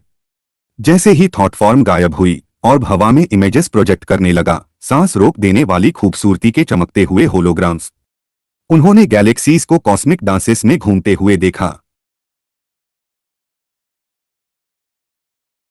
नेबुले को सेलेस्टियल फूलों की तरह खिलते हुए और एलियन जीवन से भरे ग्रहों को देखा। उन्होंने क्वांटम मैकेनिक्स के इंट्रिकेट वर्किंग्स देखे, स्पेस-टाइम के बिल्कुल फैब्रिक को नंगा देखा और इंटरडायमेंशनल ट्रैवल के रहस्यों को एलिगेंट मैथमेटिकल इक्वेशंस में प्रकट होते देखा। यह ज्ञान की एक बाढ़ थी, कॉस्मिक बुद्धि का एक तूफान जो उनके मानव दिमाग को अभिभूत करने की धमकी दे रहा था। लेकिन होम्स ने अपनी अनुपम इंटेलेक्ट के साथ सब कुछ एब्जॉर्ब कर लिया। उनका दिमाग यूनिवर्स की विशालता को समेटने के लिए फैल गया। वॉटसन हालांकि ज्यादा कॉम्प्लेक्स कॉन्सेप्ट्स को समझने में मुश्किल महसूस कर रहे थे, उन्हें गहरी आश्चर्य महसूस हुई, अस्तित्व की विशाल योजना में मानवता के स्थान का एहसास। आर्किटेक्ट्स ने श्रद्धांजलि नहीं मांगी, नहीं उन्होंने पृथ्वी की लाइफ फोर्स को निकालने की कोशिश की। उन्होंने एक सच्ची सिम्बायोसिस दी, ज्ञान का आदान प्रदान, एक आपस में फायदेमंद एक्सचेंज जो दोनों सभ्यताओं को ऊंचा उठाएगा। उन्होंने सस्टेनेबल एनर्जी के रहस्य प्रकट किए, एक ग्रह की लाइफ फोर्स के साथ सामंजस्यपूर्ण सहअस्तित्व के। अपने करीब करीब विनाश से सीखे हुए सबक। अगले कई सालों तक चमकता हुआ ऑर्ब, जिसे अब फिंच ने कॉस्मिक रोजेटा स्टोन नाम दिया था, इस कॉस्मिक एक्सचेंज का एक कंड्यूट बन गया। फिंच और आर्मिटेज ने आर्किटेक्ट्स की बुद्धि से गाइड होकर फिजिक्स और एस्ट्रोनॉमी में ग्राउंड ब्रेकिंग डिस्कवरीज की, मानव ज्ञान की सीमाओं को अकल्पनीय ऊंचाइयों तक धकेल दिया। मानवता, जो कभी एक छोटे नीले ग्रह पर एक अकेली प्रजाति थी, अब एक बड़े कॉस्मिक समुदाय का हिस्सा थी, यूनिवर्स की ग्रैंड टैपेस्ट्री में एक प्रतिभागी। Chapter 12, the legacy of the quantum conundrum. Quantum conundrum का मामला, हालांकि कभी ऑफिशियल रूप से दर्ज नहीं किया गया, कुछ चुनिंदा लोगों के बीच एक कहानी बन गया। शेरलॉक होम्स, महान डिटेक्टिव, ने सिर्फ एक क्राइम सॉल्व नहीं किया था, उन्होंने एक दुनिया बचाई थी। उनकी इंटेलेक्ट, जो कभी मानव बुराइयों की बारीकियों पर केंद्रित थी, अब कॉस्मोस की विशालता को समेटने के लिए फैल गई थी। उनके डिडक्शंस अब डायमेंशंस तक फैल गए थे। जॉन वॉटसन, हमेशा की तरह वफादार क्रॉनिकलर, ने खुद को एक ऐसी कहानी के साथ पाया जो उन्होंने कभी सोचा भी नहीं था उससे कहीं ज्यादा विशाल थी।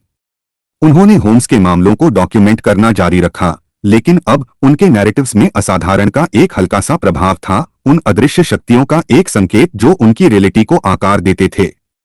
उन्होंने अक्सर खुद को रात के आकाश को देखते हुए पाया, अब सिर्फ सितारे नहीं, बल्कि अनंत संभावनाओं से बुनी हुई एक कॉस्मिक टैपेस्ट्री, जीवन और रहस्य से भरा हुआ एक universe. Mister Alistair Finch science के एक नए क्षेत्र में पायनियर बन गए, कॉस्मिक क्वांटम फिजिक्स। उनकी थ्योरीज, जो कभी फैंटास्टिकल कहकर खारिज कर दी गई थी, अब आर्किटेक्ट्स की बुद्धि से साबित हो चुकी थी। उन्होंने एनर्जी के नए स्रोत विकसित किए, साफ और सस्टेनेबल, जिन्होंने मानव सभ्यता में क्रांति ला दी, अभूतपूर्व तकनीकी प्रगति के युग की शुरुआत की। प्रोफेसर आर्मिटेज रॉयल ऑब्जर्वेटरी में आर्किटेक्ट्स के साथ मुख्य लाइजन बन गए। उनकी ऑब्जर्वेटरी इंटरडायमेंशनल कम्युनिकेशन का एक हब बन गई। उन्होंने अपना जीवन कॉस्मिक सिम्फनी को समझने, सितारों की भाषा को समझने और मानवता की यात्रा को बड़े यूनिवर्स में मार्गदर्शन करने के लिए समर्पित कर दिया। चमकता हुआ orb cosmic Rosetta stone 221 B Baker Street में बना रहा, हुई असाधारण घटनाओं का एक शांत प्रमाण। यह एक हल्की रोशनी के साथ धड़क रहा था, आर्किटेक्ट्स की कृतज्ञता और उन्होंने साझा किए अनंत ज्ञान की एक लगातार याद दिला रहा था।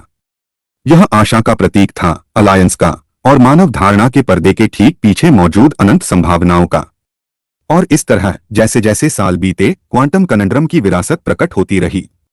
मानवता आर्किटेक्ट्स की बुद्धि से गाइड होकर खोज के एक नए युग में कदम रखा, न सिर्फ अपने ग्रह की बल्कि कॉस्मोस की भी। उन्होंने वॉयड की एनर्जीज का उपयोग करना सीखा, डायमेंशंस को पार करना सीखा और दूसरी सभ्यताओं से कम्युनिकेट करना सीखा। यह सब शेरलॉक होम्स की साहसी इंटेलेक्ट और एक दूसरे सितारे से आई मरती हुई सभ्यता के अनुमानित आने के कारण हुआ। दुनिया अब एक छोटा अलग थलग गोला नहीं थी। यह एक वाइब्रेंट इंटरकनेक्टेड पार्ट थी, एक विशाल अद्भुत मल्टीवर्स का। इस बात का प्रमाण कि सबसे मुश्किल समय में भी आशा सबसे अनुमानित जगहों से निकल सकती है और सबसे बड़े रहस्यों में अक्सर सबसे गहरे सच होते हैं। खेल ऐसा लगता है कभी खत्म नहीं हुआ था, क्योंकि यूनिवर्स अपनी अनंत बुद्धि में हमेशा एक और एनिग्मा, एक और एडवेंचर रखता था, मानव समझ के क्षितिज के ठीक पीछे। और शेरलॉक होम्स बेकर स्ट्रीट के कंसल्टिंग डिटेक्टिव हमेशा उसका सामना करने के लिए तैयार थे, अपनी तेज इंटेलेक्ट, अपनी अटूट हिम्मत और अपने वफादार साथी जॉन वॉटसन के साथ। वॉयर की फुसफुसाहट शांत हो गई थी, उसकी जगह एक सांझे कॉस्मिक भविष्य की सामंजस्यपूर्ण सिंफनी ने ले ली थी। Chapter 13 the whispers of the past and future साल दशकों में बदल गए और दुनिया आर्किटेक्ट्स ऑफ द वॉयड के हल्की मार्गदर्शन में सच में खिल उठी। मानवता अब सचमुच एक कॉस्मिक सभ्यता ने अपने पंख फैला दिए थे, दूर के ग्रहों पर आउटपोस्ट स्थापित कर दिए थे और आर्किटेक्ट्स द्वारा प्रकट किए गए इंटरडायमेंशनल पाथवेज के माध्यम से मिली दूसरी सेंटिएंट प्रजातियों के साथ अलायंस बना लिए थे। कॉस्मिक रोजेटा स्टोन अभी भी 221 बी बेकर स्ट्रीट में रखा हुआ इस विशाल एक्सचेंज का नेक्सस बना रहा। उसकी हल्की हम एक लगातार याद दिला रही थी मानवता के भाग्य में हुए गहरी बदलाव की। शेरलॉक होम्स हालांकि उम्र में बढ़ गए थे, उनका दिमाग हमेशा की तरह तेज था, उनका दिमाग लगातार नए एनिग्मास को सुलझाने की तलाश में रहता था। लंदन के ट्रेडिशनल क्राइम्स अब उन कॉस्मिक रहस्यों की तुलना में लगभग मामूली लगते थे जिन पर वह अब विचार करते थे। वॉटसन उनका वफादार साथी अपने एडवेंचर्स को ध्यान से डॉक्यूमेंट करते रहे। उनके क्रॉनिकल्स अब सिर्फ लंदन की सड़कों तक ही नहीं बल्कि मल्टीवर्स के विशाल अनुमानित क्षेत्रों तक फैल गए थे। एक शांत ऑटम की सुबह एक नई एनोमली प्रकट हुई, फिजिकल ऑब्जेक्ट के रूप में नहीं बल्कि होम्स को परेशान करने वाले सपनों की एक सीरीज के रूप में। वह विविध अशांत करने वाले विजन्स थे, एक दूर के अतीत के, क्वांटम कनंड्रम से पहले के समय के, फिर भी उसके बिल्कुल सार से जुड़े हुए थे। उन्होंने प्राचीन सभ्यताओं की झलक देखी, पृथ्वी पर नहीं बल्कि एक डेसोलेट मरती हुई दुनिया पर, एक ऐसी दुनिया जो आर्किटेक्ट्स के असली घर से मिलता जुलता थी। वॉटसन होम्स ने एक सुबह घोषणा की, उनकी आंखें एक रेस्टलेस रात से गहरी थी। मेरा मानना है कि आर्किटेक्ट्स ने अनजाने में ज्ञान से ज्यादा कुछ साझा किया है। उन्होंने अपनी यादें साझा की हैं, अपना इतिहास, और उन यादों के अंदर एक नया रहस्य है, एक नया खतरा जो गार्जियंस से भी पहले का है। वॉटसन होम्स की घोषणाओं के आदी थे, ध्यान से सुन रहे थे। उनके अतीत से एक खतरा। होम्स, वह अब हमें कैसे प्रभावित कर सकता है? यूनिवर्स मेरे प्यारे वॉटसन, कारण और प्रभाव के धागों से बुनी हुई एक टैपेस्ट्री है, अतीत, वर्तमान और भविष्य की। आर्किटेक्ट्स ने अपनी निराशा में पोषण खोजा, गार्जियंस ने अपनी परजीवी प्रकृति में उस निराशा का फायदा उठाया। लेकिन क्या होगा अगर गार्जियंस खुद सिर्फ एक गहरी, ज्यादा प्राचीन बीमारी का एक लक्षण थे? क्या होगा अगर उनकी भूख इनहेरेंट नहीं थी बल्कि कल्टिवेटेड थी? होम्स ने कई दिन गहरी सोच में बिताए, आर्किटेक्ट्स के साझे ज्ञान पर गौर किया, कॉस्मिक टैपेस्ट्री के अंदर पैटर्न्स खोजते हुए। उन्होंने हल्की असंगतियां पाईं, एक भूले हुए संघर्ष की हल्की गूंज, एक ऐसा संघर्ष जिसने आर्किटेक्ट्स की सभ्यता को उनके सितारे के ढलने से बहुत पहले आकार दिया था। उन्होंने ग्रेट साइलेंस के संदर्भ पाए, उनके इतिहास का एक दौर जब उनकी एडवांस्ड सभ्यता ने अचानक सभी इंटरस्टेलर कम्युनिकेशन बंद कर दी थी, खुद में सिमट गई थी। यह खामोशी, उन्होंने अनुमान लगाया, गार्जियंस के प्रकट होने के साथ मिली थी, बाहरी आक्रमण करने वालों के रूप में नहीं, बल्कि एक अंदरूनी भ्रष्टाचार के रूप में उनके अपने समाज में एक परजीवी विकास। गार्जियंस, वॉटसन, होम्स ने आखिरकार कहा, उनकी आवाज गंभीर थी, सिर्फ शिकार करने वाले नहीं थे। वह आर्किटेक्ट्स के ही एक म्यूटेटेड रूप थे, उनकी अपनी साइंटिफिक एडवांसमेंट्स का एक विकृति। उन्होंने फिजिकल लिमिटेशंस को पार करने की कोशिश की, शुद्ध एनर्जी के प्राणी बनने की, लेकिन ऐसा करते हुए उन्होंने अपनी सहानुभूति खो दी, जीवन से अपना कनेक्शन। वह एक महामारी बन गए, अपनी दुनिया को खा गए और फिर एक असहनीय भूख से प्रेरित होकर डायमेंशंस के पार नए होस्ट्स खोजने लगे। यह खुलासा डराने वाला था। इसका मतलब था कि जिस खतरे का उन्होंने सामना किया था वह कोई बाहरी एलियन शक्ति नहीं थी, बल्कि मानवता की अपनी आत्मा विनाश की संभावना का एक डार्क रिफ्लेक्शन था।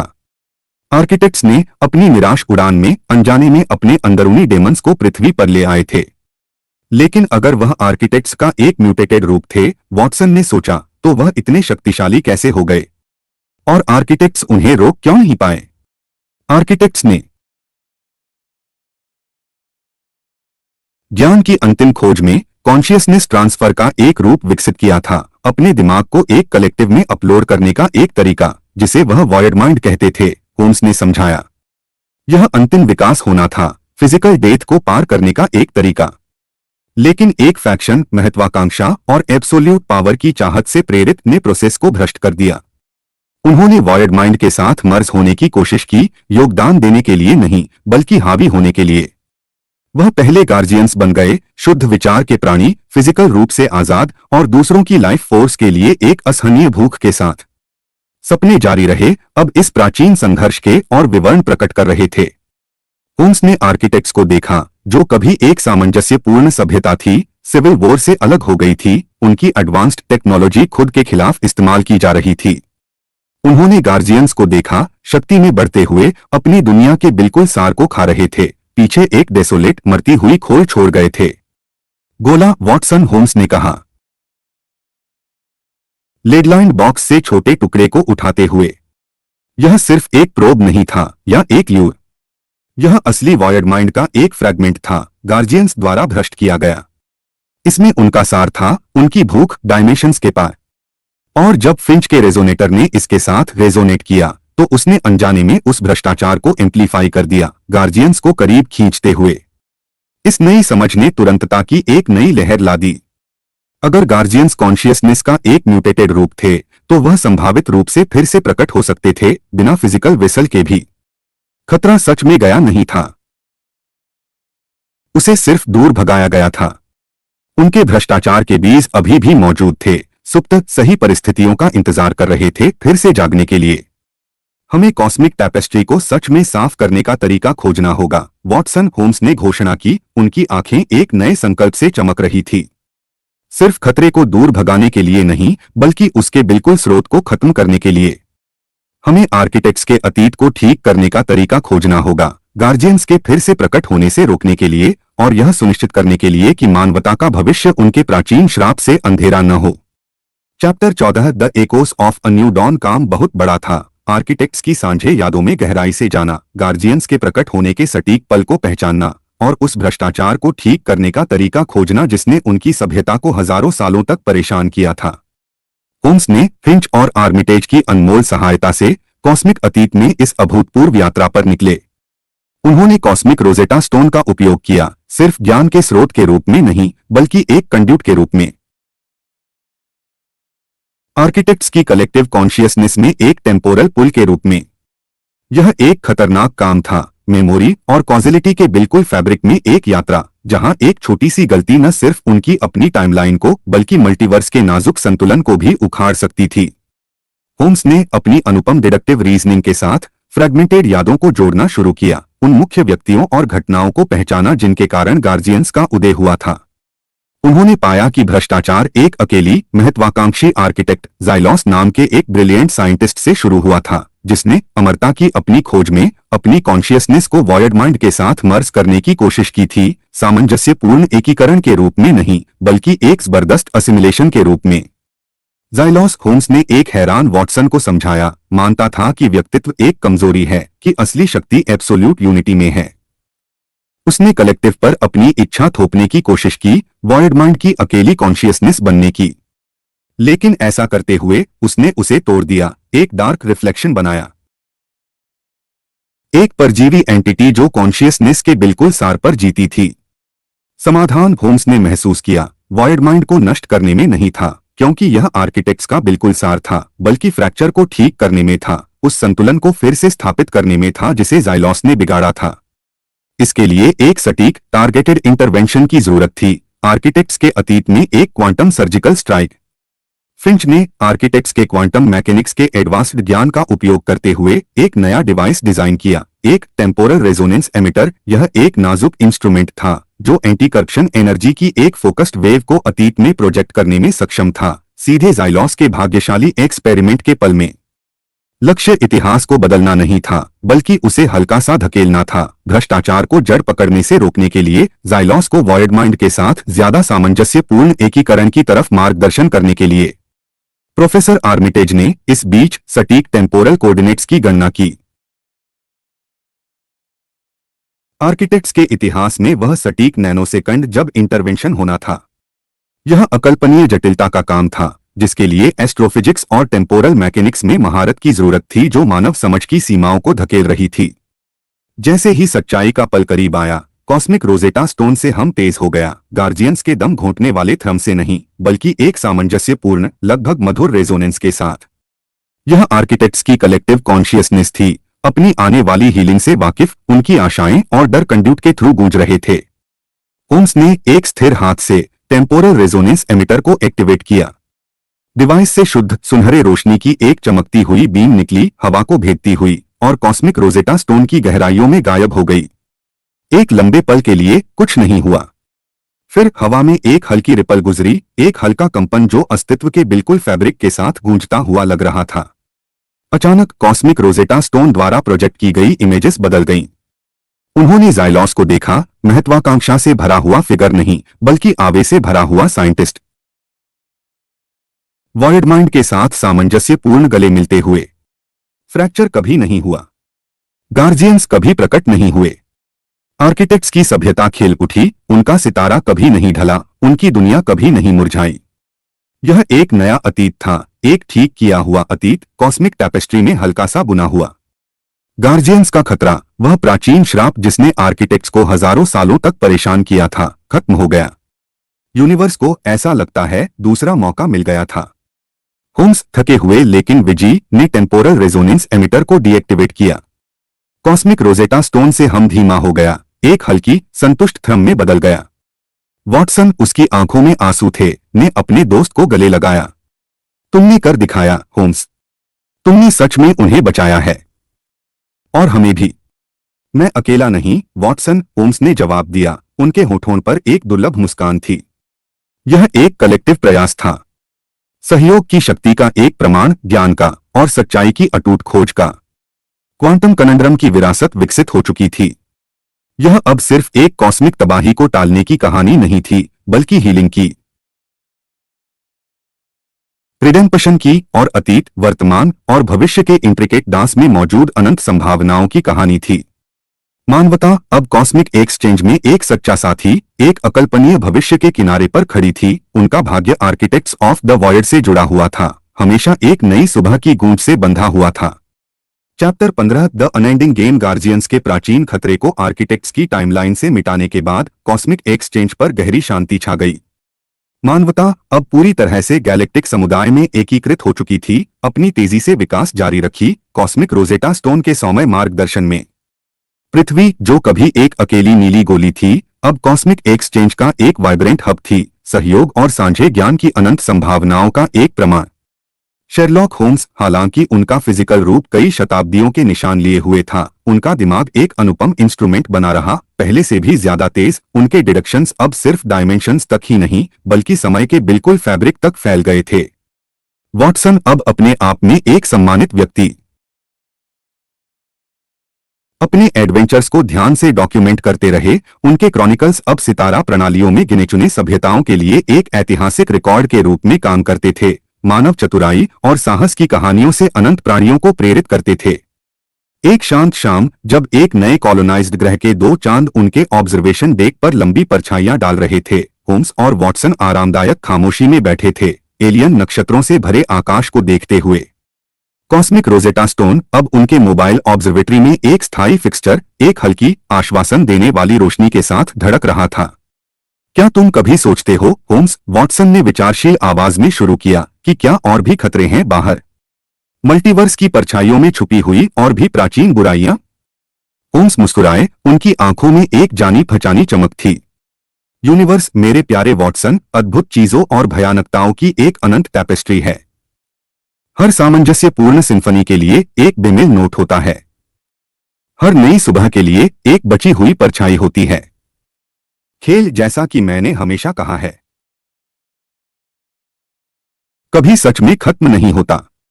वह रुके, अपनी चाय की एक घूंट ली, जो अर्थग्रोन दार्जिलिंग और एक सुगंधित एलियन जड़ी बूटी का मिश्रण थी। आर्किटेक्ट्स का अतीत ठीक हो गया था, हाँ, लेकिन टेम्पोरल इंटरवेंशन का हर कार्य, चाहे कितना भी हल्का क्यों न हो, रिपल्स पैदा करता है। नई संभावनाएं, नई चुनौतियां। मल्टीवर्स एक डायनामिक एंटिटी है, लगातार बदलता हुआ, लगातार विकसित होता हुआ। तभी उनके ऑब्जर्वेशन डेक के किनारे पर एक हल्की, लगभग अदृश्य चमक प्रकट हुई, रोशनी में एक पल भर का डिस्टॉर्शन। यह तुरंत गायब हो गया, लेकिन होश की तेज आंखों ने उसे पकड़ लिया था। क्या तुमने वह देखा, वॉटसन? उन्होंने धीमी आवाज में कहा, उनकी आवाज में उत्साह की एक जानी पहचानी चमक थी। वॉटसन ने हालांकि चमक को मिस कर दिया था, हवा में एक हल्का बदलाव महसूस किया, एक हल्की, लगभग अदृश्य हम जो उसकी हड्डियों में गहरी तक गूंज रही थी। यह गार्जियंस का दम घोंटने वाला थ्रम नहीं था, न ही आर्किटेक्ट्स का सामंजस्यपूर्ण रेजोनेंस। यह कुछ नया था, कुछ अलग, एक नई एनोमली। होम्स, वॉटसन ने पूछा। उसकी आवाज में आशा और थोड़ा डर का मिश्रण था। होम्स उठे, उनकी नजर उस जगह पर टिकी हुई थी जहां चमक प्रकट हुई थी। इंडीड, वॉटसन, कॉस्मिक टैपेस्ट्री में एक नया धागा, सुलझाने के लिए एक नया एनिग्मा। यूनिवर्स ने, ऐसा लगता है, हमें एक और पहेली दी है, हमारी समझ की सीमाओं को परखने का एक और मौका। उन्होंने वॉटसन की तरफ देखा, उनकी आंखें इंटेलेक्चुअल परस्यूट की जानी पहचानी आंख से चमक रही थी।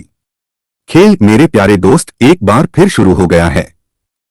और इस बार कौन जानता है, क्या अद्भुत चीजें या क्या भयानकताएं अनजान के पर्दे के पीछे हमारा इंतजार कर रही हैं। कॉस्मिक यात्रा जारी है और हम, पृथ्वी के मामूली डिटेक्टिव्स, इसकी अनंत शानदार कहानी का एक छोटा सा हिस्सा हैं। और इस तरह एलियन सितारों की निगरानी में शेरलॉक होम्स और डॉ. जॉन वॉटसन अपने असाधारण एडवेंचर्स से हमेशा के लिए बंधे हुए अपनी कॉस्मिक सागा के अगले अध्याय के लिए तैयार थे। जो भी रहस्य अनंत मल्टीवर्स ने अभी तक प्रकट नहीं किए थे, उनका सामना करने के लिए तैयार थे। अतीत की गूंज शांत हो गई थी, वर्तमान इंटरस्पीशीज हार्मनी की एक वाइब्रेंट सिंफनी थी, और भविष्य एक अनंत खेल था, अनंत संभावनाओं से भरा हुआ, और यूनिवर्स के सबसे महान डिटेक्टिव के लिए अनंत नए मामलों का वादा। Chapter 16, the Chronos anomaly. दशकों बीत गए आर्किटेक्ट्स की टाइमलाइन के ठीक होने के बाद, और मानवता कॉस्मिक रोजेटा स्टोन के सौम्य मार्गदर्शन में सच में एक मल्टीस्पीशीज इंटरगैलेक्टिक सभ्यता में बदल गई थी।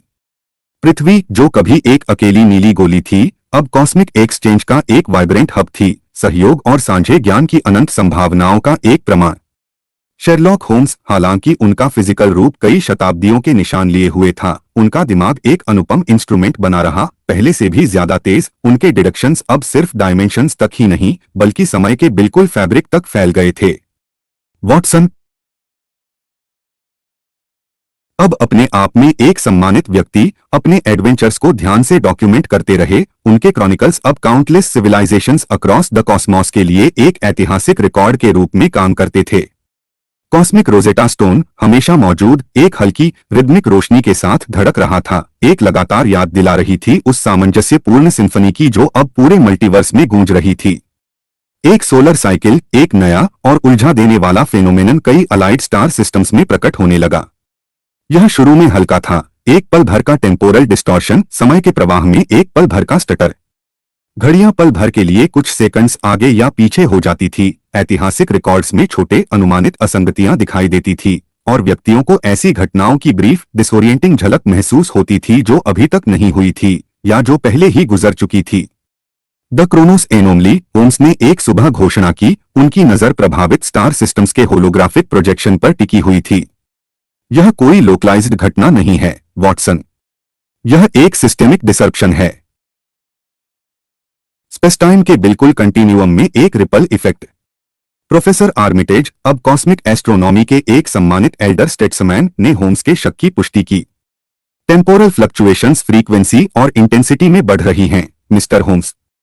हमने हल्की एनर्जी सिग्नेचर्स डिटेक्ट की हैं, जैसी हमने पहले कभी नहीं देखी। वह अनचार्टेड स्पेस के एक क्षेत्र से निकलते हुए लगते हैं, हमारे गैलेक्टिक आर्म की ज्ञात सीमाओं से परे। फिंच, उसके बाल अब एक डिस्टिंग्विश्ड सिल्वर थे, ने एनोमली की प्रकृति के बारे में थ्योरी दी। ऐसा लगता है जैसे एक विशाल अदृश्य हाथ कॉस्मिक सूप को हिला रहा है, मिस्टर होम्स। यूनिवर्स के फंडामेंटल कांस्टेंट्स में एक डिस्टर्बेंस, शायद हमारे पहले के टेम्पोरल इंटरवेंशन का परिणाम, या कुछ कहीं ज्यादा प्राचीन और गहरा। होम्स, हालांकि की एक अलग थ्योरी थी। उन्होंने खुद टेम्पोरल फ्लैशेस का अनुभव किया था, ऐसी घटनाओं की ब्रीफ डिसोरिएंटिंग झलक जो अभी तक प्रकट नहीं हुई थी, और बहुत पहले गुजर चुके पलों की गूंज। उन्होंने प्राचीन भूली हुई सभ्यताओं के टुकड़े देखे। उनका इतिहास उसी एनोमली द्वारा मिटा दिया गया था जिसका वह अब सामना कर रहे थे। और इन फ्लैशेस के अंदर उन्होंने एक हल्का, लगभग अदृश्य पैटर्न महसूस किया, एक सिग्नेचर जो कुछ गहरे अशांत करने वाली चीज के साथ रेजोनेट करता था। यह कोई रैंडम डिस्टर्बेंस नहीं है, जेंटलमैन, होम्स ने गंभीर आवाज में कहा। यह एक जानबूझकर किया गया कार्य है, एक मैनिपुलेशन। और सिग्नेचर, यह जाना पहचाना है। यह एक रेजोनेंस है जो गार्जियंस के बिल्कुल सार की गूंज है, फिर भी बिगड़ा हुआ, सुधारा हुआ, और कहीं ज्यादा धोखेबाज वाला। वॉटसन को अपनी रीढ़ की हड्डी में एक ठंडक महसूस हुई। क्या आप सुझाव दे रहे हैं, होम्स, कि गार्जियंस वापस आ गए हैं? लेकिन हमने उनकी टाइमलाइन को साफ कर दिया था। इंडीड, वॉटसन, हमने आर्किटेक्ट्स का अतीत ठीक किया। लेकिन मल्टीवर्स विशाल है और कॉजिलिटी के धागे इंट्रिकेट हैं। क्या होगा अगर उनकी भ्रष्ट कॉन्शियसनेस का एक फ्रैगमेंट, एक रोग इको बच गया? क्या होगा अगर उसने अपनी ओरिजिनल टाइमलाइन को पार करने का तरीका खोज लिया? कुछ और भी ज्यादा खतरनाक में विकसित होने के लिए। होम्स के सपने और ज्यादा विविड और ज्यादा परेशान करने वाले हो गए थे। उन्होंने शुद्ध टेम्पोरल एनर्जी का एक प्राणी देखा, एक फैंटम एंटिटी जो समय के नॉर्मल प्रवाह से बाहर मौजूद थी, कॉजिलिटी के बिल्कुल सार पर जीती थी। यह एक ऐसा प्राणी था जो इतिहास को उखाड़ सकता था, भविष्य को फिर से लिख सकता था, और अतीत को खा सकता था, पीछे सिर्फ नॉन एग्जिस्टेंस का एक वॉयड छोड़कर। यह एंटिटी, वॉटसन, होम्स ने समझाया, उनकी आवाज धीमी थी, फिजिकल रूप से बंधी नहीं है। यह एक टेम्पोरल पैरासाइट है, स्पेस-टाइम की कोहेरेंस पर जीती है। क्रोनोस एनोमली इसका प्रकट रूप है, सभ्यताओं की टेम्पोरल एनर्जी को हार्वेस्ट करने का इसका तरीका। और यह हर टेम्पोरल रिपल के साथ और शक्तिशाली हो रही है जो यह बनाती है। इसके परिणाम भयानक थे। अगर इस एंटिटी को जारी रहने दिया गया तो यह पूरे मल्टीवर्स को उखाड़ सकती थी, सभ्यताओं, यादों और यहां तक कि अस्तित्व की अवधारणा को भी मिटा सकती थी। जो सामंजस्यपूर्ण सिम्फनी उन्होंने बनाई थी, जो कॉस्मिक एक्सचेंज उन्होंने बढ़ाया था, सब कुछ खत्म हो सकता था, टेम्पोरल एकोस के एक चाओटिक कैकोफनी में बदल सकता था। हमें इसका स्रोत खोजना होगा, जेंटलमैन, होम्स ने घोषणा की। उनकी आंखें एक नए उत्साह से चमक रही थी। हमें इस टेम्पोरल प्रेडेटर को उसके लेयर तक ट्रैक करना होगा, और हमें कंटिन्यूअम से उसका कनेक्शन तोड़ना होगा। यह सिर्फ कॉस्मिक क्राइम का मामला नहीं है, यह रियलिटी के बिल्कुल फैब्रिक के लिए एक लड़ाई है। Chapter 17, the labyrinth of time. Chronos anomaly के स्रोत की तलाश ने होम्स, वॉटसन, फिंच और आर्मिटेज को उनकी सबसे खतरनाक यात्रा पर ले गया, स्पेस-टाइम के भूल-भुलैया गहराइयों में एक यात्रा। टेम्पोरल रेजोनेंस एमिटर के एक मॉडिफाइड वर्जन का उपयोग करते हुए, जो अब टेम्पोरल करेंट्स को नेविगेट करने में सक्षम था, उन्होंने खोज पर निकले जो एक्सप्लोरेशन की सभी कन्वेंशनल समझ को चुनौती देती थी। उनका वेसल, आर्किटेक्ट्स द्वारा प्रदान किया गया एक sleek interdimensional craft, advanced temporal sensors से लैस था, जो उन्हें टाइम स्ट्रीम में हल्की बदलावों और डिस्टॉर्शंस को डिटेक्ट करने की अनुमति देता था। फिंच, क्वांटम मैकेनिक्स की अपनी गहरी समझ के साथ, उनके टेम्पोरल नेविगेटर के रूप में काम करते थे, उन्हें कॉजिलिटी के खतरनाक करेंट्स के थ्रू गाइड करते थे। आर्मिटेज हमेशा की तरह एस्ट्रोनॉमर कॉस्मिक लैंडस्केप का चार्ट बनाते थे, ऐसी एनोमलीज खोजते थे जो टेम्पोरल पैरासाइट की मौजूदगी का संकेत देती थी। होम्स हालांकि उनके असली कंपास थे। उनका दिमाग अब टेम्पोरल फ्लैशेस से अट्यून्ड अतीत और भविष्य का एक जीवित नक्शा बन गया था। उन्होंने ऐसी सभ्यताओं की गूंज देखी थी जिन्हें मिटा दिया गया था, ऐसी भविष्य की झलक देखी थी जो कभी नहीं आएगी, और टेम्पोरल एंटिटी का चिलिंग सिग्नेचर हर टेम्पोरल रिपल के साथ तेज होता हुआ। उन्होंने टेम्पोरल एडीज का सामना किया, ऐसे क्षेत्रों का जहां समय पीछे की तरफ बहता था या चक्कर देने वाली स्पीड से तेज होता था। उन्होंने ऐतिहासिक घटनाओं की फैंटम गूंज देखी, पल जो खुद को अनंत लूप में दोहराया करते थे, उनकी एनर्जी अदृश्य शिकार करने वाले द्वारा सिफोंड की जा रही थी। उन्होंने समय में जमी हुई सभ्यताओं को देखा, उनके निवासी एक परपेचुअल वर्तमान में फंसे हुए थे, उनकी टेम्पोरल एनर्जी धीरे धीरे निकल रही थी।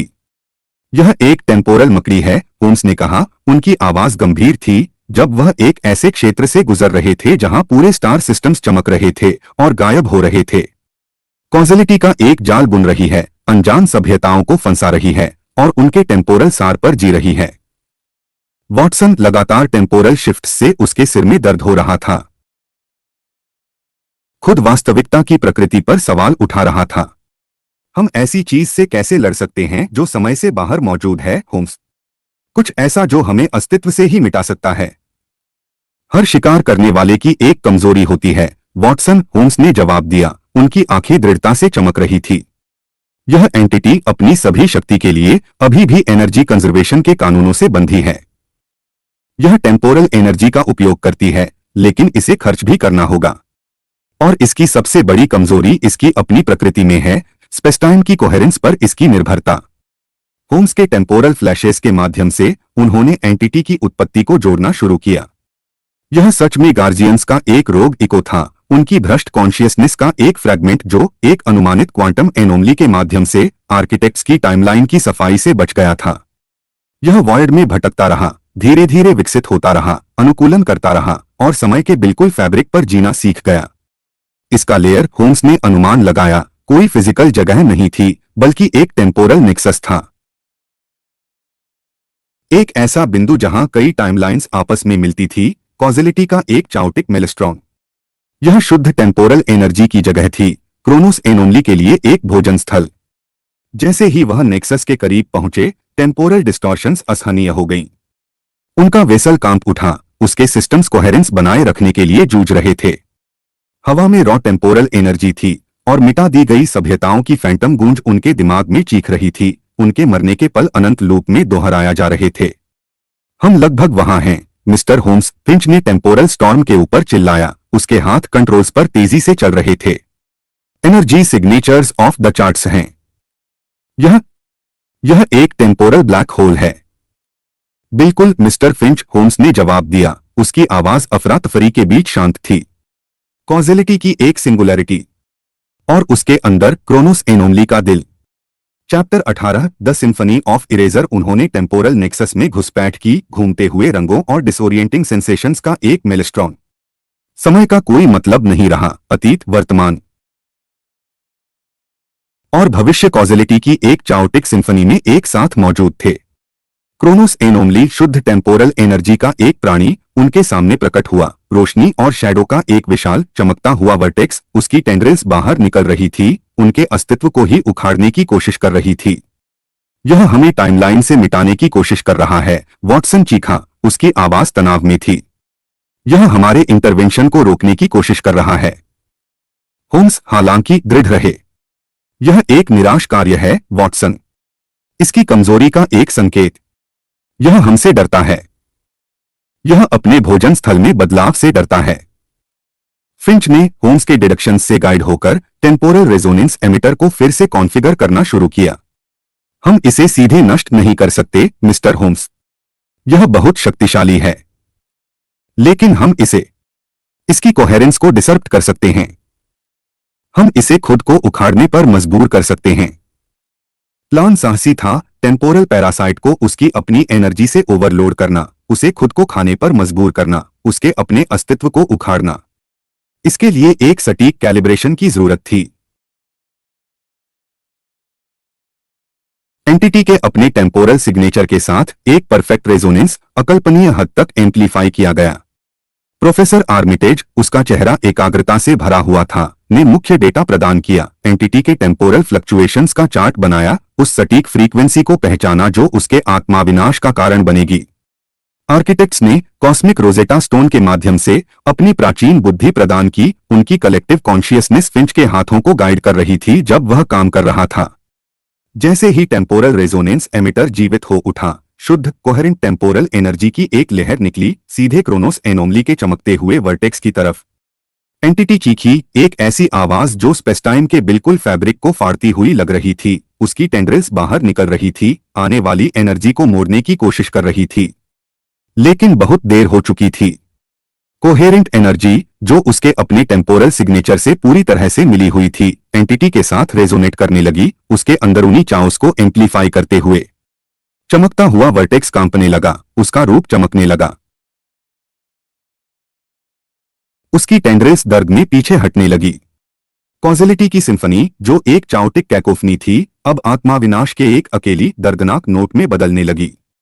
यह उखड़ रहा है, फिंच चिल्लाया, उसकी आवाज विजय से खराब थी। यह खुद को खा रहा है। टेम्पोरल ब्लैक होल कोलैप्स हो रहा है। क्रोनोस एनोमली एक आखिरी शांत इंप्लोजन के साथ गायब हो गया, पीछे सिर्फ टेम्पोरल कंटिन्यूअम में एक हल्की रिपल छोड़ गया। समय का भूल भुलैया स्थिर हो गया, मिटा दी गई सभ्यताओं की फैंटम गूंज गायब हो गई और कॉजेलिटी का प्रवाह अपनी नेचुरल गति पर लौट आया। यूनिवर्स को, ऐसा लगता है, एक अकल्पनीय भाग्य से बचाया गया था। वे टेम्पोरल नेक्सस से निकले, थके हुए, लेकिन विजी, उनका वेसल अपनी खतरनाक यात्रा के निशान लिए हुए था। सितारे एक बार फिर एक स्थिर अटूट रोशनी के साथ चमक रहे थे, उनका इतिहास बहाल हो गया था, उनका भविष्य सुरक्षित हो गया था। कॉस्मिक रोजेटा स्टोन से हम गहरी राहत का एहसास कर रहा था, एक सामंजस्यपूर्ण रेजोनेंस जो पूरे मल्टीवर्स में गूंज रहा था। यह हो गया, होम्स ने घोषणा की। उनकी आवाज में एक शांत संतुष्टि थी। क्रोनोस एनोमली को न्यूट्रलाइज कर दिया गया है। टेम्पोरल टैपेस्ट्री को फिर से बुना गया है।